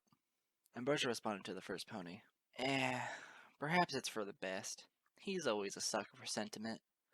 Somehow, I just know it. Seeing this here building go down will break his heart. Ambrosia's face grew pale. Her mouth hung agape. It was an expression most unnatural for her. Huh? Her coworker squinted at her. Amber? What's up? What? She pointed a hoof, murmuring breathlessly. Who in Tartarus' name is that? Every pony looked. I too craned my neck to see better. When I did so, my heart sank. A tiny, pale Pegasus had approached the site from a high altitude, fluttering past the signs and warnings. He landed directly in front of the building. The colt immediately began rummaging through a series of bright stems and buds left in the windowsills of the doomed structure. One by one, he began plucking the most colorful flowers, wildflowers, that were only there still because Morning Dew hadn't harvested them, which was entirely because a certain unicorn had chosen to distract the handsome gardener all of yesterday. Oh, dear Celestia, no. Kid, a pony shouted. He and several others dashed forward. Get away from there. Now just hold on, Ambrosia shouted, holding them all back with an outstretched pair of hooves. Don't every pony go galloping in at once. That place is about to blow. She alone took 3 steps forward and cupped her hooves over her mouth. Hey, Shrimp, get your pale little butt out of there. Explosive charge is about to go off. There was no way in Equestria that Rumple didn't hear that. As a matter of fact, he gasped, his eyes wide and panicky. His wings fluttered ahead of his hooves, desperately trying to lift him up. Almost immediately, though, he plummeted hard into the ground, wincing. He tried lifting off again, and then again. He couldn't budge. We all watched in heart-throbbing horror, confused at his predicament, until it suddenly dawned on us. Weeds, a pony murmured. The little kid's rear leg is caught in some weeds. Help! Rumble's voice squeaked from a distance. Please, I'm stuck. 1 minute, a panicking coworker stammered. Hold on. Ambrosia motioned for the others to stay while she galloped forward. I'm coming for you, kiddo. Just stay put. I've got him, a voice shouted. A voice that was far closer to Rumble already. I wasn't sure if my heart should have leapt at that tone or not. Then I swiveled and saw his abandoned wagon rolling over to its side, directly behind a line of kicked-up grass. I covered my mouth with a pair of hooves and turned towards the hotel. Morning Dew was already there before my eyes could reach him. Skidding to a stop, the brave gardener planted a calming hoof on Rumble's neck, leaned over, and snapped the entangling weeds with one fierce bite of his jaws. Rumble limped free, wincing slightly as he stumbled forward over the many detonation wires warming into the building above them. 30 seconds, some pony's voice shrieked. I could barely hear them, for as much as I wanted to rejoice, the part of me that understood the cold breath of fate was still sitting on edge. Go. Go. Morning was shouting, panting, dizzy. Oh, please. Please, no. As Rumple trotted briskly ahead, Morning Dew took up the rear, for a meager 2 seconds. His breath came out in 2 lasting wheezes, and suddenly his body deflated. The noise of his collapse startled Rumble. The little colt spun around. Oh, jeez, he squeaked. Instead of running the rest of the way to safety, he turned around and desperately tugged at the stallion's mane with his hooves. Mister, come on. You heard what they said. Celestia, help us. Morning, Ambrosia shouted. Her eyes took in the ticking time bomb that was the hotel one last time before she bravely dashed forward, only to have something else dashing past her. The sheer velocity of the strange movement threw her off balance, so that she collapsed to her chest and gazed helplessly up at the scene. I was galloping fiercely towards the 2 ponies. I shrugged the saddlebag off my flanks in mid-sprint, kicking up soil and grass as I rocketed on the sheer fuel of my hyperventilating breaths. Cold sweat stained the corners of my hoodie as I slid past Rumble and Morning. I dug my hooves solidly into the earth. Please, miss. Atifa Rumble was whimpering, begging. You gotta help me move him. There's no time. Get behind me, I said. And stay close. I was already gritting my teeth, seething, facing angrily at the hotel as it threatened to spill thunder into my skull at any second. A green light pulsed, lighting up the flimsy 10 feet between us and the impending disaster. I hissed as a tiny dome of emerald energy finally solidified above me. Just as I erected Twilight's protection field, chaos broke loose. The charge went off in the center of the building. The hotel collapsed in a billowing cloud of mortar and sawdust. Then several explosions went off from deep within as the hulking weight forced the foundation to buckle in 24 places at once. We were greeted with a sea of splinters and shrapnel splashing towards us. Rumble shrieked and clung to Morning Dew. Gnashing my teeth, I squatted before us and tilted my head forward. I took the brunt of the debris with my shield. The sheer force of the blast would shove me backwards, plowing 4 tiny ravines in the soil below. My head ached like a million vices were clamping down onto it all at once. Nevertheless, I held the bulk of the destruction away, so that only a few random specks of detritus flew past a translucent umbrella of energy. There was a cry of horror from the ponies watching from a distance. I struggled to squint my aching eyes open. As the hotel's implosion consumed it, the front face of the building was performing a last act of stubbornness. It teetered forward, thick and heavy. I soon found 2 full stories of wooden paneling looming over me. When I came down, a little crater formed beneath the 3 of us. A cyclone of green energy fluctuated and danced about me as I poured all of my soul through my lee lines in a last-ditch attempt to preserve the protection spell. My legs buckled. My muscles quivered. I could hear Rumble's whimpers and Morning Dew's tiny breaths. Somewhere, in the hazy clouds of time, a sickly young colt was marching out of bed. He graced the sunrise, and a golden pair of eyes beyond the window gazed back, lovingly, longingly, forbidden from embracing him. I seethed. My roll flashed a bright emerald as I leaned against the edge of my shield. My horn vibrated to the breaking point, but I reached beyond the pain, shoving a pulse of telekinetic energy straight into the protection buff. The green dome flew diagonally like a missile, plowing through the building face so that it split like a parting sea, both halves falling harmlessly to either side of us with a momentous thud. The next thing to fall was me, panting, to the sundered earth below. I wouldn't know until later, but my heroics had lasted the space of 5 seconds. All I cared for at the time was... morning. I dragged myself back onto my hooves and crawled over towards him. Rumble was shaking him furiously, all the while struggling to contain his sobs. He's not moving. He's all right, kid, I said, gulping. I slid down and lifted his upper body until I cradled his soft head in my lap. Oh, we're okay, I murmured. My voice came out crookedly, and I realized that I was smiling. We're all okay, I squeaked. But... Rumble glanced up at me. His eyes widened. I was confused, until I felt a warm trickle of liquid rolling down my neck. I reached a hoof up and dipped it, wincing, into a thin gash below my left ear. I realized that my shield had saved the day, but it wasn't perfect. I was nicked and scratched in several tiny places. Rumble and Morning were similarly grazed in a dozen spots, but I hardly feared the worst. However, when Ambrosia and several other breathless ponies galloped up, the blood was the first thing they saw. Good grief! Are y'all okay? That was amazing! Did you see what she just did?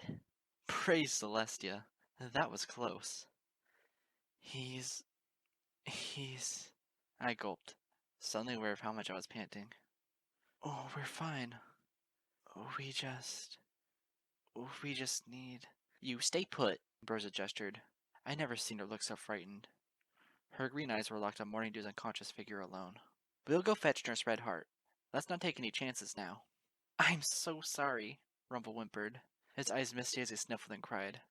I didn't know about the building. I was flying all day and... I didn't know. Oh, please tell me he'll be alright. Let's worry about what could or couldn't have happened later, kid, Ambrosia said.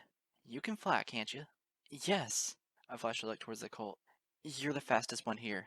Help them fetch Dr. Pronto. Okay. Rumble composed himself, fluttered his wings, and took off. Are you... Ambrosia looked nervously at me. I'm fine. Go get Redheart. I nodded towards her. I'll watch over him. She nodded fervently. In a blur, she and her co-workers galloped towards the center of town. I was left alone with the Morning Dew in my forelimbs. The hotel site settled quietly around us like the aftermath of a terrible battle. I felt my breath slowing to tranquil waves as I cradled his warm body and looked him over, carefully spotting the tiny cuts and bruises that blemished his otherwise perfect coat. I saw a tiny cut along his left cheek. Gently, I raised a hoof to his face. As soon as my hoof touched his silken complexion, everything within me froze. The reality of the moment caught up to me on thundering wheels. I felt my heart pounding in my chest, and it was in perfect cadence with his. I have come to understand what I could or couldn't afford in life. But what of the both of us? The elegies may not have a divine purpose for me, but angelic moments such as this? I brushed his mane hair aside. His golden face hung like a sleeping colt's in a noonday glow. Something so beautiful hardly deserved to be so alone. It was selfish of me to believe, but I didn't care. I no longer thought. I was leaning over. I held him gently towards me until our foreheads made contact. I never felt like melting so much before. I nuzzled him. I cherished him. My limbs were shaking, buckling, but his presence was my anchor, pulling me closer towards him until I felt his tender breast against my muzzle. That was what broke the dam. With gentle sobs, I worshipped him, my tears christening his forehead like a holy river between us. He was so warm, so fragile, so alive. I wish that I could be alive too. Angels visit this earth sparingly for a reason. They need terribly blissful moments like this to remind them what's worth protecting, for it is all too often something incapable of possessing. Unlike this moment, a memory that shall stay alive forever in the center of my wilting spirit, that I shall never allow to implode for as long as I'm alive to preserve it. When Ambrosia, Rumble, and the others returned, and Nurse Redheart in tow, I was gone. Morning Dew awoke to the concerned voices, their careful ministrations and their gentle assertions. As he was bandaged back to health, he reached a hoof out and gently patted Rumble's and Ambrosia's shoulders in turn. He did so in a dazed fashion, his eyes and ears twitching in want of a warmth that was suddenly lacking. He brushed his hoof over his forehead, and was only mildly surprised to feel it moist from a secret baptism. He gazed at the evaporating tears on his forelimb, and glanced skyward, like a young colt waking to the golden dawn. I sat on the park bench the following day, my lyre lying by my side. I didn't play it. I hurriedly breathed. I stared into the warm shades of late summer, my lungs slowly rising and falling. A few random bandages clung to my figure as my body mended from the previous day's debacle. I didn't feel proud. I didn't feel victorious. A guardian angel with no home to fly back to hardly has anything worth heralding. When his hoofsteps came around the bend, it was like a gentle thunder breaking the stillness of the afternoon. I saw Rumble trotting lonesomely along the path in my peripheral vision. He navigated a series of continual sighs, each one deeper and more somber than the previous. Soon, his solemn gait brought him to the shadow of a tree on the crest of a hill. He slumped down beneath it, gazing at the thick soil beyond his hooves. Eventually, I looked his way. I cleared the dryness from my throat and uttered, "Is there anything worse than a Pegasus who doesn't have his heads in the clouds?" "Huh?" He glanced my way, then winced. "Oh, hello there. Hi. You're gonna yell at me too?" He grumbled. "Everypony else has." "Oh, what for?" He toyed limply with the blades of grass around him. "I almost got a pony killed yesterday." "Really?" I smiled gently. "You don't strike me as the murdering type." "No, it's not that," he groaned. "I did something stupid, and a pony nearly died trying to save me. An entire building practically fell on top of us. I still don't know how we both survived." "Perhaps we're lucky in this life for a reason," I droned. "Perhaps it's fate's way of showing us that we have more to learn in our existence than just from our mistakes." "Whatever," he blurted. "My older brother's forbidden me from flying around on my own for a while. I guess I don't blame him. It's just that..." "What?" "I wanted to find some flowers. It's a lot easier to do from the air. To find the best places where they grow, at least." "Why flowers?" I obligatorily asked him.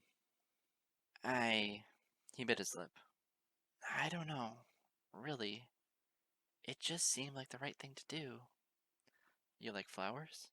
"No," Rumble grunted. "I don't." "Then why?" "It doesn't matter, okay?" His voice cracked as he shook in frustration, covering his face with a pair of limp hooves. "I don't know. I just don't know." He sighed lengthily. "All I know is that I'm a weirdo, just like my friends call me." I stared silently at him, but then my ears pricked. There was a melodic sound coming from the far hillside. A series of giggles lit the air, and one of them was far more enchanting than the rest. I glanced to my left in time to spot the three foolish figures galloping through the tall grass. I looked briefly back at Rumble, took a deep breath, then narrowed my eyes in concentration. A dim green aura illuminated the bench upon which I was squatting.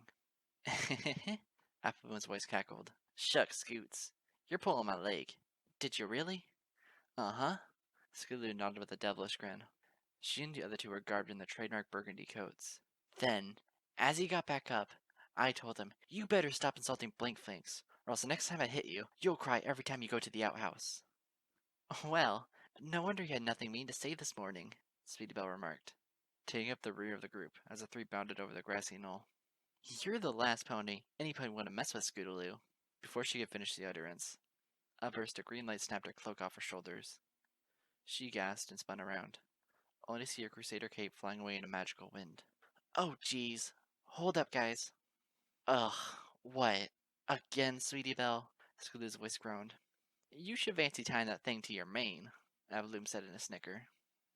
"Very funny," Sweetybelle huffed and puffed as she galloped after the runaway scrap of cloth. "I mean it. Wait for me." It came to a stop beneath the tree beside the park path. Catching up to the thing, she hoisted it up in her hoof and hissed like an angry fashionista. This fabric. I wish there was something I could call it to make it feel bad." She stopped in mid-speech, realizing she wasn't alone. Rumble realized he wasn't alone either. He jumped up with a gasp and backed into the tree as if he was being held at spear point. Sweetybelle merely blinked at him. He stared just as blankly back. As the seconds melted away, she chewed on her bottom lip and took a few steps back. Rumble fidgeted. Rumble shook. He lurched a few inches forward, anchored to a desperate grin. Hi there." Sweetybelle hid half her face behind the loose cape. "Hello." You... He briefly gnashed his teeth. "You're pretty. Uh, your voice, I mean. You have a pretty singing voice," he gulped. "That is, I've heard it. You sing really well, and I think it's cool." Sweetbell's eyes fell to the grass. Her hooves toyed with the soil. "Are you doing stuff with your friends?" Rumble scratched a hoof behind a slick mane. "'Cause I think it's pretty nifty how you three are always, going on adventures and, like, doing stuff for the village and all. Some ponies may think that you're annoying, but I think you're really helpful and stuff. I'm totally not one of those ponies who would think that you're annoying. I don't even know why I said that." Sweetbelle suddenly shook, quivered even. Rumble squinted at her. Are you okay? Sweetbelle retched, vomiting up a copious amount of fluid onto the grass between them. Whoa, jeez! Rumble hopped back. Sweetbelle fell on her haunches and rubbed a forelimb across her cheeks. She grimaced, her face turning a furious shade of red. Oh my gosh, I'm so sorry. I didn't even know why that happened. She coughed a few times, sputtered, and hugged the fabric to herself. Please, don't think I'm gross. That... Rumble's white eyes blinked. That... Sweetbelle winced. That... Rumble grinned brightly. Was totally awesome. His wings fluttered as he leaned forward. I've never seen a pony upchuck like that. She smiled. Really? You... mean it? Yeah. I bet if my big brother would be impressed. Aploom says it's because I'm always swallowing flies. Really? Rumble bounced towards her. Want to find some bigger bugs? She bit her lip and hid behind a fabric once again. Not really. Oh, Rumble instantly wilted. Of course you wouldn't. But the Crusaders and I are about to go squirrel caging, Sweetbelle said. She appeared to light up as soon as she spotted his blank hindquarters. Want to come with us? Her eyes sparkled as she beamed. Maybe we can find you your special talent. Hey, yeah, Rumble exclaimed. It so happens I'm missing one of those. Well, what are we waiting for? Sweetbelle giggled and motioned him along. Come on, whoa! She forgot all the cage in her grasp until she tripped on it. Here, allow me. Rumble walked over, and with very gentle movements, he tied the cape to Sweetbelle's back. She stood still, her cheeks flushed. When he finished, she gave him a sweet smile. Thanks. No problem. We should get my big sister and make one for you. He smiled bashfully. It wouldn't look nearly as good on me as it does on you. Oh, whatever. Squirrels are waiting. Let's go. Alright. The two scampered up the hill to join Applebloom and Scootaloo in waiting. I was watching the whole time, quiet as a mouse. I didn't want to disturb the moment, nor did I want to shudder the first warm pulse I felt in my heart since that day began. Now, if that ain't sweet as all get out. I turned to glance at my side. Ambrosia was trotting down the path. She was out of uniform. Her exposed coat and snow-white mane were a sight to behold. I almost wondered if she hid such beauty and grace on purpose. As soon as she spoke again, I recognized the gruff construction worker instantly. The village was a bit too hard on that little scamp for what happened yesterday. You have to enlighten me. I spoke monotonously. Just what happened yesterday? She shuddered at the thought. Something that was mostly my fault, which is why I talked the kid's older brother from laying the guilt on too fiercely. Thunderlane's a popular stallion around these parts, but his brain is hardly the first organ he thinks with half the time. I chuckled. You strike me as an observant mare.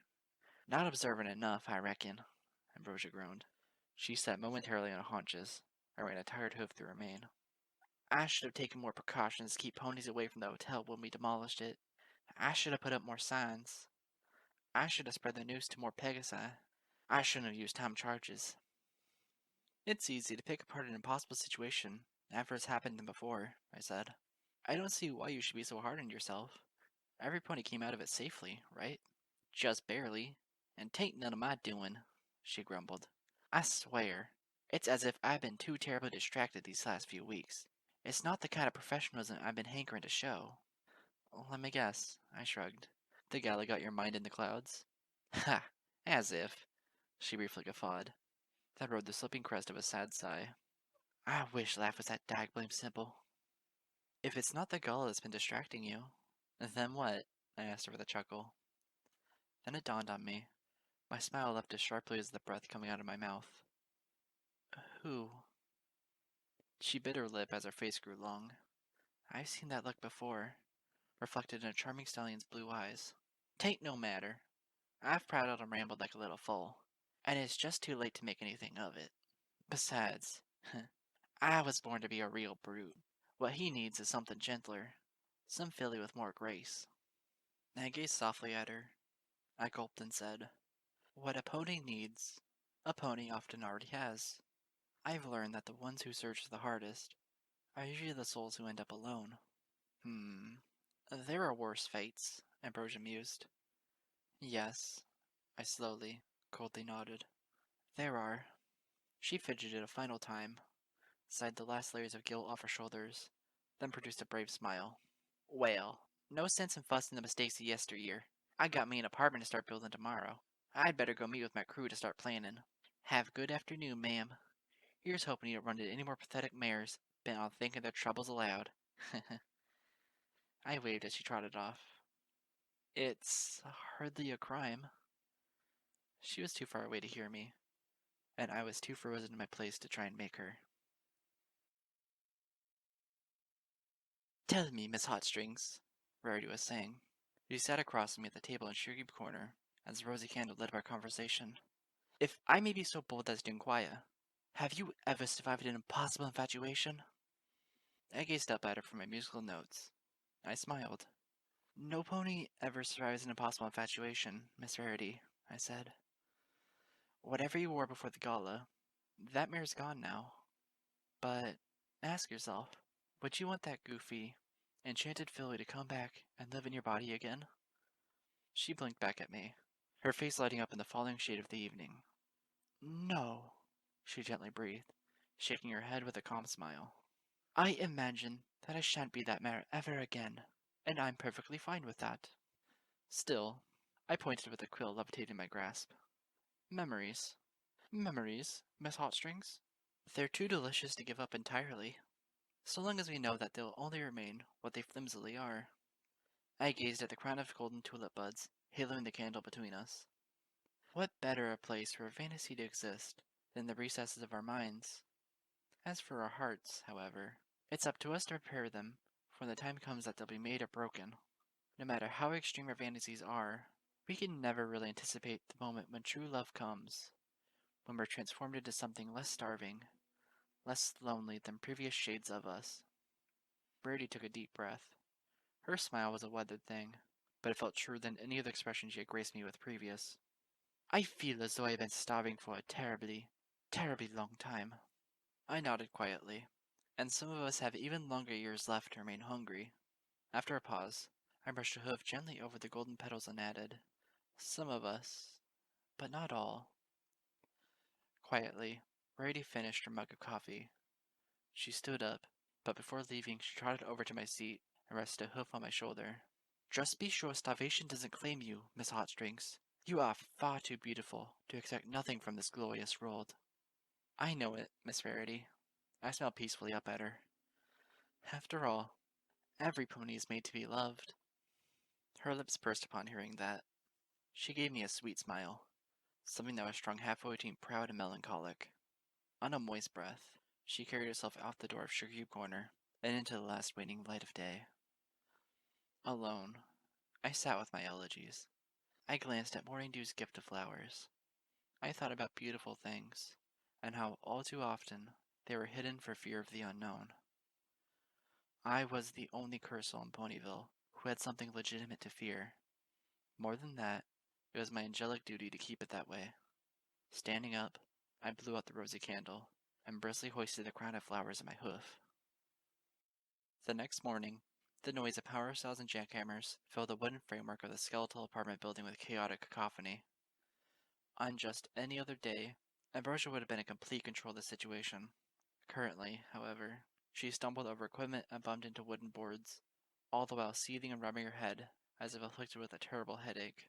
No, no, no, she barked over her shoulder. I'm telling y'all, you ain't looking at the blueprints correctly. The whole dang foundation is off by over 20 degrees.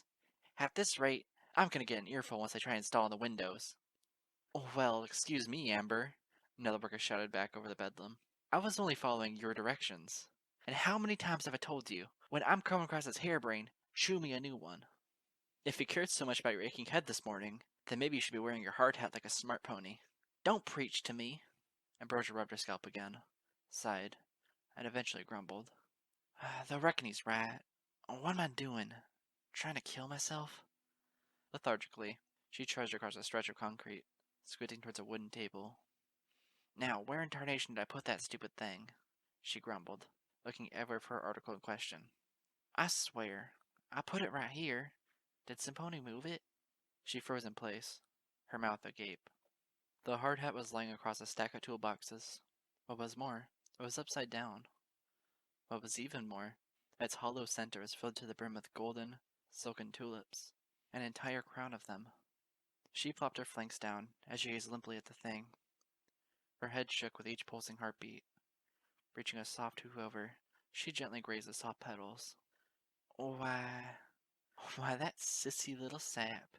Her voice had lost its gruff edge, and she was crackling a gentle smile. He didn't. Biting her lip, she gazed beyond the lengths of the construction site. Hey, Amber, a coworker barked from across the thundering scene. Could you pass me the measuring tape while you're over there? Several seconds went by. He looked up and grumbled again. Amber? Ambrosia was gone. So were the tulips. Morning Dew finished planting a row of dandelions in the soft bed of a storefront. Standing up, he wiped the sweat from his brow and admired his hoofwork. Slowly, he returned around to grab a tool from his gardening wagon. It so happened that a familiar pony in orange stood in the way. He jumped back briefly, then let loose an airy chuckle with a hoof planted over his bandaged chest. For goodness' sake, Amber, do you want me to collapse on a daily basis? He shuffled past her and rummaged through the wooden cart full of plants and things.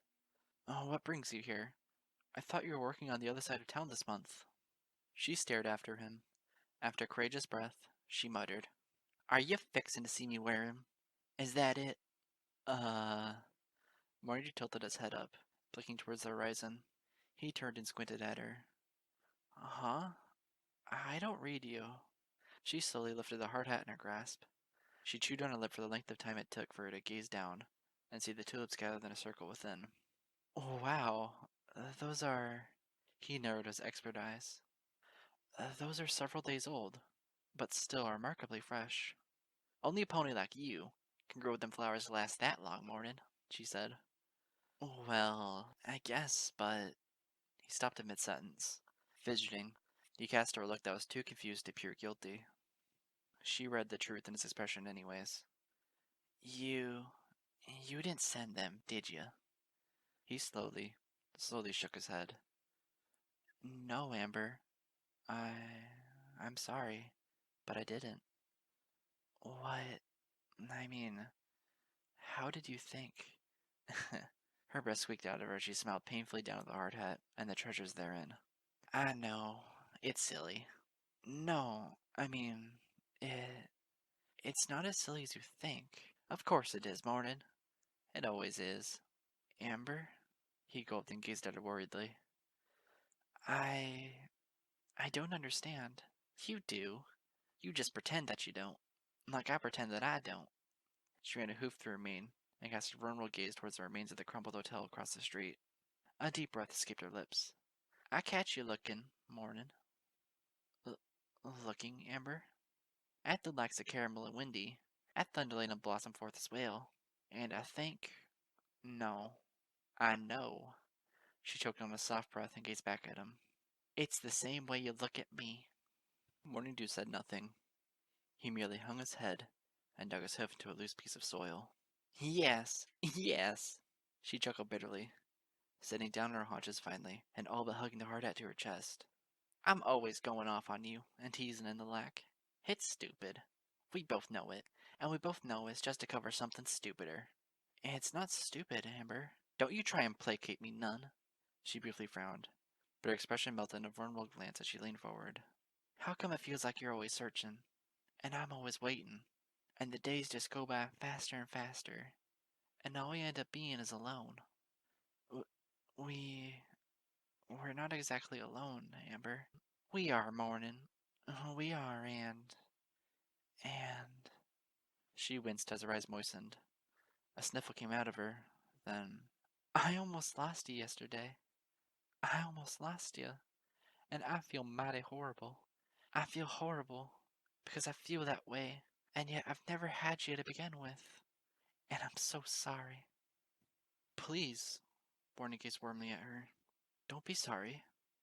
What happened with the demolition was hardly anybody's fault. Mornin', you knucklehead. She laughed and sobbed at once, a pitifully delicious sound. That's not what I'm apologizing for, and you know it. She reached a hoof over and boldly stroked his cheek. I'm beginning to realize what I should have done a lot sooner. What a sweet stallion such as you was afraid to do himself. Morning Dew raised his hoof, hesitated, but ultimately grasped her forelimb. He didn't shove it away. He merely held it to his face, sighed, and eventually spoke in a somber voice. I have been afraid for a reason, Amber. You know what I've always wanted to do in my life. His tone wavered, a coltish quality he could never shake loose. And you know at this rate, with what I have to contend with, I'll never be able to do it. Morning. You're so much stronger and more confident than me, Amber. He looked at it painfully. I would never be able to make you feel secure. I would never be able to protect you as I'd like to. She smiled as a tear rolled down her face. She caressed his cheek just the same. You can protect me more than you think, you sap. Trust me. Her lungs heaved and her smile cracked even wider. You really can. That broke something within him. He let loose a heavy breath, as if liberated by something even more golden than his memories. He looked down at the hard hat. Reaching with both hooves, he raised the yellow crown of tulips and looked them over. Without wasting too many seconds, he gently lifted them towards Ambrosia's head. She tilted forward. Once the crown was in place, she let loose a childish giggle. Um, she sniffed and squirmed nervously under his gaze. I don't reckon they match my eyes none. No. He slowly shook his head. He smiled. But they do match your smile. She squeaked forth another chuckle, wiping her eyes with a forelimb. Oh, well, that's a start. Moindu shook his head again. This is, he said. He then leaned in and nuzzled her. She nuzzled him back, then clung to him desperately, burying her face into his shoulder. He returned the gesture, and together the two blended warmly in the center of Ponyville, becoming one with a colorful canvas around them. I stood beyond the nearby storefronts, appreciating the art of life. It was something best done at a distance, after all. Shuffling the weight of the Lyra in my saddlebag, I turned around and marched towards the colder parts of town. The eighth elegy sprang back to life in my head, along with a burning speculation. I couldn't stop thinking that a true guardian angel's merit is not measured in what she holds on to, but in what she gives up. That thought has occupied me all afternoon, to the point that I had to write about it, which is how I come to here, to this cabin, to this journal. The elegy calls to me. I know when it's best not to refuse a tender embrace, no matter how cold or pale. I must figure out its name, its purpose, its position in the symphony. Beyond that, I know what comes next. After all, what's left to stop me? I won't be writing in this journal again. Not until I perform the eighth elegy. Not until I've thrown myself full force into the only purpose I have left. A moment that's hanging eternally before me, like a great black beacon. If there are no more entries to follow, then that means I will have either frozen to death or been dragged to accursed depths hitherto unconceivable. My only assurance, my only affirmative thought at this point, is that there is only one soul who will be burdened with mourning me once I am gone, and that same pony is no longer afraid to declare such. Yours, as true as she is real, Lyra Heartstrings. I may or may not find an escape from this horrible curse of mine. Sometimes, more than anything, I just wish that some pony would love me.